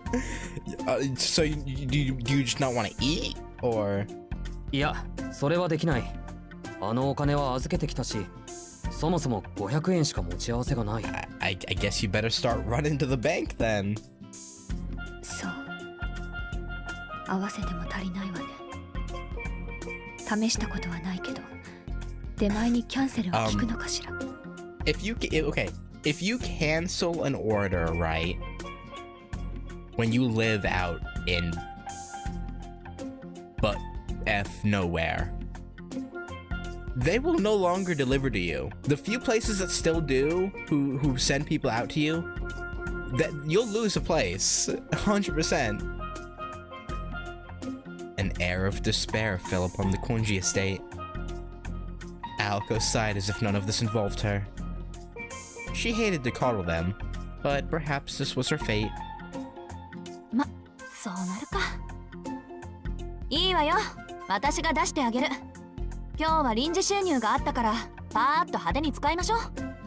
How did you get money from taking down the light of truth? All of that money should have gone back to the people, right? Aoko's sudden proposal made both Sojiro and Alice perk up. つまり、青崎のおごり。Bro, Alice and Sojiro are so in sync now. It's kind of frightening. そんな、信じられない。いいの、青子。呼んじゃったものは今さら止められないでしょ。さっき電話したんなら今頃はもう坂を登ってきてるだろうし。まあそもそもこのお金も宗十郎が発端だしね。人助けをしたら被害者の会からお礼をもらっちゃったのよ。So you're okay. So yeah, so your good deed did get you some kickback. だから気にしないで。なんか居心地悪かったし、錠剤と思って商店街に還元する。本音言うとちょっともったいないけどね。Yeah, well, what can you do? Her roommates began celebrating. Aoko sank back onto the sofa upon seeing the happiness her gesture brought. ああ、悪戦身につかずって言うけど、ほんとその通り。臨時収入は泡と消えたか。And thus, the curtains closed on a little incident involving a lot of cash. The blue robin flew down to the table again. 全く嫌な山だったぜ。 The The robin chirped and mimicked puffing on a cigarette. Okay. まあそれはそれとして。Mm-hmm. 青子さんの空回りっぷりを忘れないよう、これをカーモネーギー事件として記録しとくっすね。Sure. The blue robin continued to laugh at that day's hero.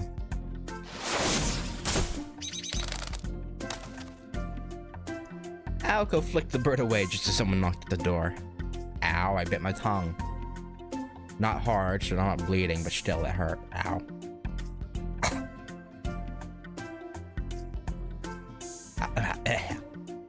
Alice had ordered her favorite omelet dish and a set of cakes from the cafe. まあそれなら。Aoko was quietly satisfied with the spoils of an honest day's work. Okay, but you also ordered from a soba shop, right? So... what about that? Or are we just...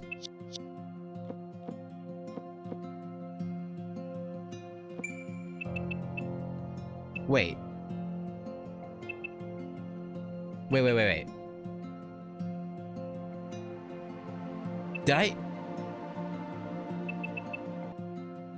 Did I just... Okay, I apparently accidentally skipped over... Okay, if it's part of Chapter 8 straight up, why did they make it to where you can only get it from the archive screen? Like, the 8.5 and 1.5, I understand. But if it's part of Chapter 8, why is it made so you can only access it to the Okay, I guess next time we'll be going back into Chapter 8 really quick and doing whiteboard. But I guess. So yeah, thank you all for watching. This will probably have been split into 2 parts, since put together they're gonna be like 3 hours. It's gonna be like 3 hours for 8.5. So I'll probably have to split it into 2. I don't know where that cut will be. You guys will probably already know, since obviously you'll be seeing the video after it's been cut. So yeah. But anyway, thank you all for watching. And yeah, next time we'll go back to, or I guess what I'll probably end up doing that. I'll probably end up posting Chapter 8 before 8.5, so you'll be retroactively realizing my mistake. Yeah, whatever. I'll catch you guys later. For Chapter 9, because 8, that whiteboard will be out before later.